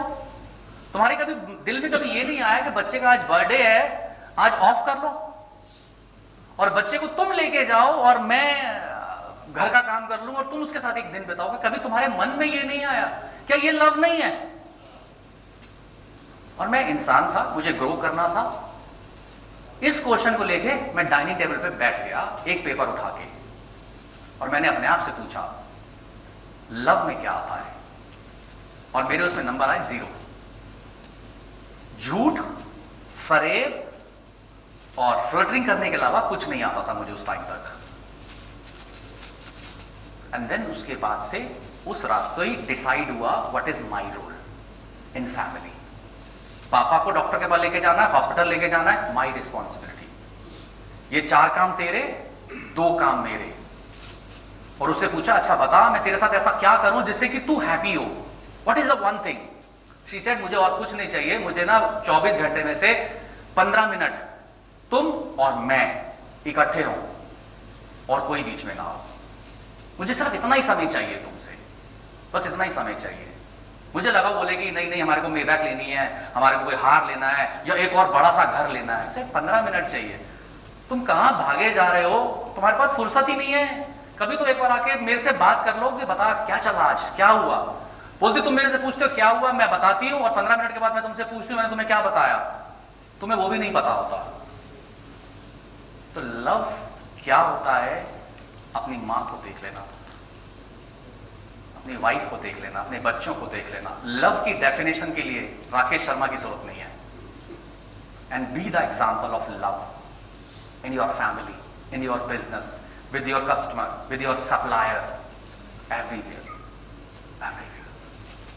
Love, spirituality के अंदर बोला जाता है, ये वर्ड दे रहा हूं spirituality के अंदर, love always, love all. spirituality के अंदर बोला जाता है love all, love always. ये क्या कंडीशन लगा रखी है? वो मुझे ऐसे करेगा तो मैं प्यार करूंगा, वो ऐसे करेगा वो करूंगा। अरे इंटेलिजेंस को गलत यूज कर लिया, इंटेलिजेंस को गलत यूज कर लिया। Love all, love always. Love क्या होता है? केयर। केयर क्या होती है? वो बंदा का हाल ठीक नहीं है, चाल ठीक नहीं है, बातें ठीक नहीं कर रहा, just sit with him, just sit with him. Salute for your question and big round of applause for him. जो लोग क्वेश्चंस पूछते हैं ना वो मेरे बड़े दिल के करीब होते हैं और मैं उनको गिफ्ट भी देता हूं। This is my choice of dealing, so I have some special gift for you. नहीं ऑटोग्राफ देंगे सर। सर आपके साथ मेरी क्या ब्लेसिंग्स है ना, अभी आपको पता नहीं चलेगा। You will realise today, tomorrow और उसके बाद। This is my book succession planning के ऊपर, this is complimentary for you. Thank you so much. Yeah thank you. Thank you sir. Now questions ji sir. आपने पहले बोला था कि बिल बनाते तो A4 शीट पे बन जाए, उसको वो प्लेन पेपर पे बन जाए, that is more than enough. बिल्कुल। तो हमारे सीए बोलते हैं कि रजिस्टर्ड बिल होना चाहिए। ठीक है, बिल्कुल। एक मिनट। हाँ, दूसरा, एक फैमिली सेटलमेंट डीड होती है और एक विल होती है। फैमिली सेटलमेंट डीड है और विल नहीं है तो कोई कॉम्प्लिकेशन बाद में आ सकते हैं? दोनों चीजों का आंसर करता हूं। पहली चीज, विल प्लेन पेपर पे चलती है, 2 विटनेस होते हैं, बस इतना ही चाहिए होता है। इसको रजिस्टर क्यों कराया जाता है? रजिस्टर इसलिए कराया जाता है कि जब ये विल एग्जीक्यूट हुई, यानी कि वो पर्सन चला गया जिसने विल लिखी थी, जब ये विल गई और इसमें रजिस्टर्ड नहीं थी, तो जो विटनेस है ना, उन दोनों को पर्सनली बुलाया जाता है। जब ये विल एग्जीक्यूट होती है, प्रोबेट होती है, जब ये विल प्रोबेट होती है, तो इन दोनों को बुलाया जाता है। इन दोनों में से अगर एक भी पर्सन चला गया तो ये विल चैलेंज हो जाती है। दैट्स व्हाई मैंने विल बनाई, दोनों विटनेस अभी जिंदा हैं, कोई दिक्कत नहीं आएगी। ठीक है, मैंने विल बनाई, एक विटनेस चला गया, दिक्कत आ जाएगी। अब मुझे नहीं पता विटनेस मेरे से पहले जाएगा या बाद में जाएगा, तो हमें क्या करना होता है, विल बनाई, विटनेस किया, रजिस्ट्रार के पास गए, कर दिया। 800 रुपए की कॉस्ट आती है रजिस्टर करने की, वो कर दी। उससे क्या हो जाएगा, अब विटनेस का रोल खत्म। ठीक है, नंबर 1। नंबर 2, ये विल की कॉपी खो गई, डिस्ट्रॉय हो गई, कुछ भी चला गया, रजिस्ट्रार के ऑफिस में ऑलरेडी मिलेगी, वहां पे ऑलवेज मिलेगी। रजिस्टर्ड विल को चैलेंज करना थोड़ा मुश्किल होता है, थोड़ा मुश्किल होता है। विल जितनी बार मर्जी चेंज कर सकते हैं। विल का मतलब ये नहीं होता कि जो मैंने आज एसेट दे दी वो आज ही ट्रांसफर हो गई। विल का मतलब है मेरी ये विश है और मेरे जाने के बाद ही ये विश इंप्लीमेंट होगी, उससे पहले नहीं होगी, उससे पहले नहीं होगी। तो विल का पहला वाला पार्ट ये था कि उसको आप रजिस्टर्ड कराएं, it is good, it is good. दूसरा क्या था, What is the difference between will and family settlement? Correct. अब फैमिली सेटलमेंट का मतलब ये होता है कि मेरे पास ये प्रॉपर्टीज हैं, ये मेरा भाई है और हमारी क्रॉस होल्डिंग्स हो रखी हैं। अब ये क्रॉस होल्डिंग्स हो रखी है तो उसको ठीक करना है जीते जी। तो हमने एक फैमिली सेटलमेंट किया और फैमिली सेटलमेंट के अंदर मैंने ये सारी चीजें ठीक कर ली आपस में। किसी को गिफ्ट कर दिया, किसी को कुछ कर दिया, ट्रांसफर कर दिया, एंड उसके अंदर कोई मुझे इनकम टैक्स नहीं लगा, कोई मनी ट्रांसफर नहीं करनी। तो ये मैंने अपने जीते जी कर दिया। विल क्या होता है, विल मैंने बोला ये मेरी 5 चीजें हैं, ये 5 चीजें मेरे जाने के बाद ये मेरी वाइफ को मिले और ये मेरे सन को मिले, जिसको भी देना चाहता हूं। तो विल मेरे जाने के बाद एग्जीक्यूट होती है, उसका इंपैक्ट आता है। फैमिली सेटलमेंट करंट चीजों के लिए हो जाता है, करंट चीजों के लिए हो जाता है। तो दोनों में मेजर डिफरेंस ये है। फैमिली सेटलमेंट अलग अलग तरीके का होता है, बट मेजरली आप ये समझे फैमिली सेटलमेंट क्रॉस होल्डिंग्स को ठीक करने के लिए है। फैमिली सेटलमेंट फ्यूचर के लिए नहीं हो सकता? फैमिली सेटलमेंट और फ्यूचर के लिए नहीं कर सकते, उसकी ऑनरशिप अभी होनी चाहिए ना। भाई फ्यूचर के अंदर सपोज करो मेरे पास 4 एसेट्स हैं, अब वो मैं अपने बड़े को देना चाहता हूं, छोटे को देना चाहता हूं, वो तो मुझे अभी डिसाइड करना होगा, तो उसको मैं विल में लिख दूंगा। फैमिली सेटलमेंट तब पिक्चर में आती है जब ओनरशिप किसी की है और वो अपनी ओनरशिप आपस में एक दूसरे के साथ एक्सचेंज करना चाहते हैं with in the family, with in the family, और वो जीते जी करना चाहते हैं, जीते जी करना चाहते हैं। हेलो। यस सर, मैं एक और सर को अपनी बुक दे दूं। सर ने क्वेश्चन पूछा, I love people who ask the questions. Thank you sir. Thank you so much. Sir मेरा क्वेश्चन नहीं है, मैं आपको एक जो मैंने बचपन से देखा वो चीज़ आपने कुछ बोला तो मेरे को एकदम रियलाइज हुआ, Yes, तो लगा शेयर कर देना चाहिए। मेरा नाम प्रदीप है, प्रदीप सरवा, मैं सोनीपत से हूँ। ठीक है, आई एम 42 ईयर्स ओल्ड। तो मैं जिस साइड रहता था और जो मेरा स्कूल था उसका डिस्टेंस ऑलमोस्ट 4 to 5 किलोमीटर था। डेली एक ही रूट था हमारा जाने का आने का, और वो रूट था एटलस साइकिल के फैक्ट्री के आगे से जाना और आना डेली का। स्टार्टिंग से जब मैं 4th ग्रेड में था टिल 12th ग्रेड तक हमने सिर्फ वही देखा। आस पड़ोस में हर जगह उसकी जो सब्सिडीज कंपनीज थी जो उनको रॉ मटेरियल सप्लाई करते थे, वो अलग अलग चीज़ें थे। तो हम क्या सुनते थे, और वहाँ पे एक टेम्पल भी था उसके एटलस फैक्ट्री साइड में, और it's a huge temple, Ram मंदिर है वो, बहुत बड़ा भी है। और हर जन्माष्टमी पे वहाँ पे फेयर लगता था बहुत बड़ा। हम जाते थे वहाँ पे जन्माष्टमी वाले दिन रात को, और बड़े बचपन से बहुत सारी मेमोरीज। तो जैसे जैसे हम बड़े होते गए हमें अलग अलग कहानियाँ सुनने को मिली कि भाई ये लोग, इनके पास इतना पैसा है। हमें नहीं पता था बिजनेस होता क्या है, पर हमें इतना पता था कि इनके पास इतना पैसा है कि यहाँ पे ना रेलवे ट्रैक है वहीं पे, तो यहाँ पे मालगाड़ियों से पैसा जाता है और ये कहीं वो जाता है, but they are so rich, और इनके पास पूछिए मत कितना पैसा है। तो वो स्टोरी उस टाइम पे जो चलती थी, हम देखते थे फैक्ट्री, और लोग, बहुत सारे लोग डिपेंडेंट थे वहाँ पे। अभी 3-4 साल पहले आपका सबसे पहला एग्जांपल जो है एटलस साइकिल का लिखा हुआ, तो इसलिए मेरे दिमाग में वो आया। तो अभी 3-4 साल पहले की बात है शायद, तो टाइम्स ऑफ इंडिया में मैं पढ़ रहा था कि एटलस साइकिल उन्होंने जो प्रोडक्शन है वो बंद कर दिया 3-4 साल पहले। तो मेरे माइंड में सिर्फ एक ही चीज़ आया, मैं यार हम छोटे थे, और जब छोटे थे हम बात करते थे ये लोग इतने रिच हैं, ऐसे ऐसे इनके जो पुरानी हिस्ट्री लेगेसी है, जानकी दास कपूर जी जो थे, तो वो इनकी लेगेसी है, इनकी बड़ी इतनी फैमिली है। और जिस दिन मैंने पढ़ा वो अखबार में कि उनके बेटे ने वो प्रोडक्शन अब बंद कर दी है, तो आज आपने जो बताया ना, तो I can relate this thing, it's the family who takes the thing ahead. Definitely Atlas cycle के अंदर वो कहाँ फेल हुए, इस पार्ट के अंदर, एग्जैक्टली इस पार्ट के अंदर। और सिर्फ एटलस नहीं, जो मैंने आपको सबसे सेकंड स्लाइड अपनी दिखाई थी ना, जिन्होंने बिजनेस बनाया, वो सारे यहाँ फेल हुए। पैसा तो कमा लिया, परिवार नहीं है साथ में, परिवार साथ में नहीं है, चीटिंग करना शुरू कर दिया। नेक्स्ट जनरेशन बिजनेस के अंदर आ गई, उन्होंने माना एक गाड़ी छोटे वाले कजन ने ली है 2 करोड़ की, तो मैं तो 3.5 करोड़ की लूंगा, इसकी सैलरी 50,000 रुपए की है, तो मेरी 5 लाख की होनी चाहिए। तो बेसिकली वहां होड़ लग गई पैसे विड्रॉ करने की। और जो इस समय जो नेक्स्ट जनरेशन है ना, वो सारे के सारे कोर्ट कचहरी के चक्कर काट रही है। You know it very well, you know it very well. और ये सिर्फ एटलस का एग्जाम्पल नहीं है, बहुत सारी फैमिली यही कर रही है। बिजनेस के अंदर एंटाइटलमेंट नाम की चीज नहीं होती, बिजनेस के अंदर परफॉर्मेंस करके दिखाना होता है। परिवार के अंदर कंपैशन और एम्पैथी लानी होती है, परफॉर्मेंस नहीं देखा जाता, पीरियड। अगर आप मेरे इस डिस्टिंक्शन को आसानी से समझ गए तो जिंदगी बहुत स्मूथ होगी। हाई एनर्जी आपके घर के अंदर वास करेगी, आपके बिजनेस के अंदर वास करेगी, आपको ग्रो करने के अंदर वो सारे काम करेगी। लेकिन बच्चा ये सही नहीं कर रहा, ये तूने ऐसे क्यों किया, मैं आपको एक टूल देता हूं इस वाले पार्ट में काम करने का। फैमिली के अंदर ना एडवाइस करना बंद कर दो। वाइफ को एडवाइस देते हैं, बच्चों को एडवाइस देते हैं, पापा को एडवाइस देते हो, मम्मी को एडवाइस देते हो, सबको एडवाइस ही देते रहते हैं सुबह से लेकर शाम तक। Don't give advice, give respect. Don't give advice, give respect. Advice तभी देना जब वो मांगे। आज के बाद आपको राकेश शर्मा की जिंदगी में कभी जरूरत नहीं पड़ेगी।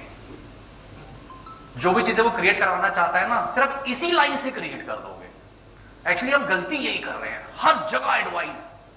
तू ऐसे नहीं करती, तू वैसे नहीं करती, इसको सीधा क्यों नहीं रखा, इसको उल्टा क्यों नहीं रखा, तू सुबह 4 बजे क्यों नहीं उठता, तू रात के 2 बजे क्यों आता है, तू दारू पी के आया है, एक्स करके आया है, हम तो 4 बजे उठते हैं, तू पता नहीं कितने। हर जगह advice advice advice advice advice. अरे सर एडवाइस नहीं करोगे बिगड़ जाएगा, तो तुम्हारी एडवाइस से कौन सा ठीक हो जाएगा। तो एडवाइस नहीं चाहिए, एक बार रिस्पेक्ट दो, नेक्स्ट टाइम क्या होगा, वो वाइफ, वो बच्चा, वो आपके पास आएगा, पापा मैं ऐसे ऐसे करने जा रहा हूं, should I do it, because they are hungry for your respect. Believe करना, वो जो 30,000 करोड़ का मालिक था, 1 महीने तक सिर्फ एक ही एक्सरसाइज कराई थी मैंने उससे, give respect to your each family members and don't advice. और क्योंकि पूरी फैमिली मेंटर करता हूं जब मैं करता हूं तो, और उसके फैमिली मेंबर से डेली बात होती थी, एडवाइस तो नहीं किया आज इन्होंने कुछ, and he give the respect. आज इन्होंने कुछ ग्रेटिट्यूड किया, कुछ इन्होंने कुछ एप्रिसिएशन किया आपको। मतलब वाइफ ने अच्छी साड़ी पहनी है, अच्छे कपड़े पहने हैं, बच्चे अच्छा लग रहा है, सुंदर लग रहा है, हम नहीं बोल रहे, बाहर के लोग बोल रहे हैं बड़े सुंदर लग रहे हो, और हस्बैंड नहीं बोल रहा, और फादर अपनी डॉटर को नहीं बोल रहा, फादर अपनी डॉटर इन लॉ को नहीं बोल रहा, तो फैमिली किस बात की। सो फैमिली में क्या करेंगे, डोंट गिव एडवाइस जब तक कि मांगी नहीं जाती। क्या भर भर के देंगे, respect, appreciation. Very difficult in today's time. बहुत इजी है, बहुत इजी है। इस रूम के अंदर जो आप बैठे हो, आप लोग ना स्पिरिचुअलिटी को मानते नहीं हो, इस रूम की जो एनर्जी है इस समय, वो बहुत पॉजिटिव एनर्जी है। आप लोग पता कितनी देर से उठे नहीं हो, चूचू टॉयलेट नहीं आया, तुम मतलब इतनी देर से एक बंदे को सुने जा रहे हो, सुने जा रहे हो, सुने ही जा रहे हो, एडवाइस ले रहे हो, एडवाइस ले रहे हो, बिकॉज यू वांट, एक्चुअल में यू वांट टू चेंज। आपकी लाइफ में राकेश शर्मा कुछ एवे ही नहीं आया, आप इस रूम के अंदर एवे ही नहीं बैठे हो। You want to change your life, you want to grow, और अगर आज ये लेक्चर आज आपके यहां चल रहा है तो उसके पीछे एक रीजन है, ये रीजन है, लेकिन आप उस रीजन को एक्सेप्ट नहीं करते और आगे उसको इंप्लीमेंट नहीं करते, then it is a waste of समय. So can we apply that even for a business? Yes. Don't advise, give respect. Yes, ये तो फर्स्ट है ना, this is the first thing. आपने वो फैमिली के रिलेशन. हाँ देखो, फैमिली में तो मस्त है, लेकिन बिजनेस में क्या होता है, एक कंपनी का मेरा प्रोडक्शन हेड है, मेरा सेल्स पर्सन है, मार्केटिंग पर्सन है, कुछ गलत कर रहा है, देन आई हैव टू उसको एक बार चेक करना पड़ेगा, देखना पड़ेगा, उसको करेक्शन करना पड़ेगा, क्योंकि हमारे पास अभी सिस्टम, प्रोसेस, एसओपीज वो वाली कंपनी नहीं है. अगर वो सिस्टम एसओपीज वाली कंपनी होती है, देन द सिस्टम में कोई मिस्टेक आती है तो वो पकड़ जाती है वहां पे. तो But even then, first give respect. First give respect, acknowledgement, appreciation. आप मेरे से बस आज के सेशन में इतना ही कर लेना, सामने वाले पर्सन को ग्रेटिट्यूड, एप्रिसिएशन एंड रिस्पेक्ट दे दो, Insult. उससे जो मर्जी करवा लो. फिर उसके बाद लोग कहते हैं मेरे बच्चे बिजनेस में नहीं आते, मैं उनको एक ही चीज बोलता हूं, इतने करोड़ की फीस लूंगा इस बात की. बोलो करते हो? बोला राकेश भाई इसको ना डबल कर दो और 15 दिन में ये काम कर दो. मैंने बोला हो गया, समझो ये कुछ मुश्किल है ही नहीं. हम बात ही नहीं करना चाहते, जैसे आपने बिल्कुल सही बोला, आज के टाइम पे ये हो ही नहीं सकता, बिकॉज हमने इंटेलिजेंस को ब्लॉक कर दिया. इंटेलिजेंस को ब्लॉक कर दिया, नहीं हो सकता, मम्मी नहीं मानेगी, पापा नहीं मानेंगे. एक बार हाथ पकड़ के बैठो, हाथों में हाथ रखो और पूछो are you happy the way. हम लोग जो फैमिली मेंटरशिप करते हैं, बेटे को टास्क दिया जाता है पापा के पैर दबाओगे आज. पापा के पैर में क्यों दबाऊंगा? बोला दबाओगे. सर मैं आपके पास कंपनी की ग्रोथ के लिए आया हूं. जब तक बाप के पैर नहीं दबाएगा ग्रोथ नहीं मिलेगी तेरे को. किस ग्रोथ की बात कर रहे हो तुम? नहीं वो पापा पैर नहीं दबाएंगे. मैंने कहा अच्छा उनका सर दबा लेना, गला छोड़ के, गला छोड़ के बस, बाकी कर लेना. 3 दिन के बाद वो बच्चा बोलता है सर आपने मुझे जिंदगी दे दी, आपने मुझे जिंदगी दे दी. 42 साल का बच्चा है ये. एक सन को बोला, he was 59 year old, उसको टास्क दिया जाके अपने बाप को गले लगाओ. कह रहे सर कैसी बातें कर रहे हो, 83 ईयर के हैं, वो मेरे से बात तो करते नहीं है, डांट देते हैं मुझे छोटी छोटी बातों के लिए, गले कैसे लगा लूंगा उनको. मैंने बोला अच्छा तूने अपने बाप को आखिरी बार गले कब लगाया था, मुझे ये बता दे. बोला मैंने नहीं लगाया, याद ही नहीं आ रहा, उन्होंने कभी लगाया होगा जब मैं छोटा था. और कुछ केसेस के अंदर तो ऐसा होता है, लोग बोलते हैं सर जब पापा का पार्थिव शरीर जा रहा था ना, उस समय उनको गले लगाया था. जिस केस में मुझे पता नहीं है कि उनके फादर नहीं है. राकेश भाई आप जो टॉपिक दे रहे हो ना, ये टॉपिक बहुत जरूरी है परिवारों के अंदर, ये बहुत जरूरी है. किस पैसे की बात करते हो? पैसा is 1% energy, 99% energy is something else, जिसके ऊपर हम काम ही नहीं कर रहे हैं. इकट्ठे बैठ के खाना नहीं खाते, बातें नहीं करते, डिस्कस नहीं करते, रिस्पेक्ट नहीं देते, ग्रेटिट्यूड में नहीं जाते, एक्नॉलेज नहीं करते, एप्रिशिएट नहीं करते, डांस नहीं करते, सेलिब्रेट नहीं करते, और हम कह रहे हैं खुशियां नहीं है. खुशियां बैंक बैलेंस से नहीं आती. Happiness is in the small thing, happiness is the small thing. लोग रो पड़ते हैं जब अपने पिता को गले लगाते हैं. प्यार की झपली अपने पिता को नहीं दी और एम्प्लॉयर से मिलते हैं, कस्टमर से मिलते हैं, वो भाई तू ना गले लगा कर तो हाथ ना मिलाया कर, क्योंकि पता है ना 4 करोड़ का ऑर्डर मिलना है उससे. और बाप ने जिंदगी दी है, साला इस जन्म इस धरती पे लाने वाला वो है. उसकी छोटी छोटी कमियों को लेके, माँ की छोटी छोटी कमियों को लेके, वाइफ की छोटी छोटी कमियों को लेके ऐसी इंटेलिजेंस बना दी है. फिर बोलते हैं ये जिंदगी तो ऐसी जाएगी. ये जिंदगी आपके हाथ में है. आज की लास्ट चीज मैं आपको दे रहा हूं, स्पिरिचुअलिटी की लास्ट चीज दे रहा हूं. एनर्जी का रूल है. एनर्जी बोलती है, यानी कि ईश्वर बोलता है, एनर्जी बोलती है मेरा काम है डिजाइन करना, डिजाइन करने के बाद मेरा काम खत्म हो गया, उसके आगे का काम तुम्हारा है. अब इसको समझना क्या कहना चाहती है एनर्जी. एनर्जी कह रही है कि मेल और फीमेल आपस में मिले, इंटरकोर्स हुआ, अब इसमें बेटा होगा या बेटी होगी इसका डिसीजन मेरे पास है. अब एक बार बेटा या बेटी जो भी थी, एक मनुष्य पेट में आ गया, अब आप अपनी वाइफ की केयर कैसे करते हो, वो क्या खाती है, कितनी देर सोती है, क्या सुनती है, क्या पूजा पाठ करती है, वो घर के क्या काम करती है, इट इज योर रिस्पॉन्सिबिलिटी। आप जैसा करोगे वैसा मिलेगा। मेरा रोल खत्म हो गया। तो मेरा रोल कहां तक था? डिजाइन करने तक। डिजाइन कर दिया, आगे की लाइफ कैसे लेके जानी है, you design. Some people created Asian paint, some people created JSW, some people created Tata, some people created Reliance, and few people struggling. क्यों? क्योंकि वो ये समझ नहीं पाए एनर्जी का game, the law of life का गेम।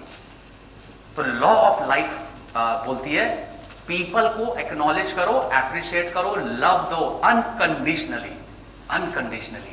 और पैदा होने तक की जिम्मेदारी, डिजाइन तक की जिम्मेदारी उसकी थी, उसके बाद की जिम्मेदारी हमारी है। कैसी लाइफ चाहते हो आप? अच्छी लाइफ चाहते हो, आज ही बाप के गले लग जाना, वाइफ का हाथ पकड़ लेना। Are you happy the way? वो बोलेगी नो।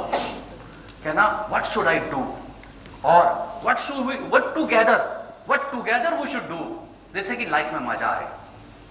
आधा पौना घंटा डिस्कशन करना, आपको पता चल जाएगा क्या करना है आपने। तो लाइफ अगर बिना स्ट्रगल के चाहते हो, you need to use the intelligence,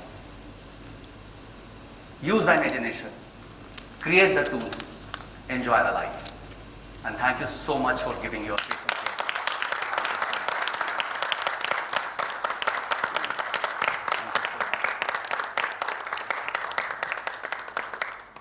Any question? Good audience. No question. Yes, please. Preparing for the evening session, evening session. आपके लिए अभी ब्रेकफास्ट, लंच, डिनर है। डिनर टाइम पे भी अवेलेबल हूँ मैं आपके लिए। ठीक है? आपको लगता है राकेश भाई आपके साथ जरा 1 to 1 5 मिनट बैठना है, बस 5 मिनट ही मेरे साथ बैठने में बहुत कुछ हो जाएगा। इससे ज्यादा नहीं। तो आप मेरे से वहां भी क्वेश्चन पूछ सकते हैं। ओपन फोरम में पूछोगे, I will be happy and you will gate A copy of my book. Otherwise will not mill, otherwise नहीं मिलेगी। This is for you friend. Thank you so much.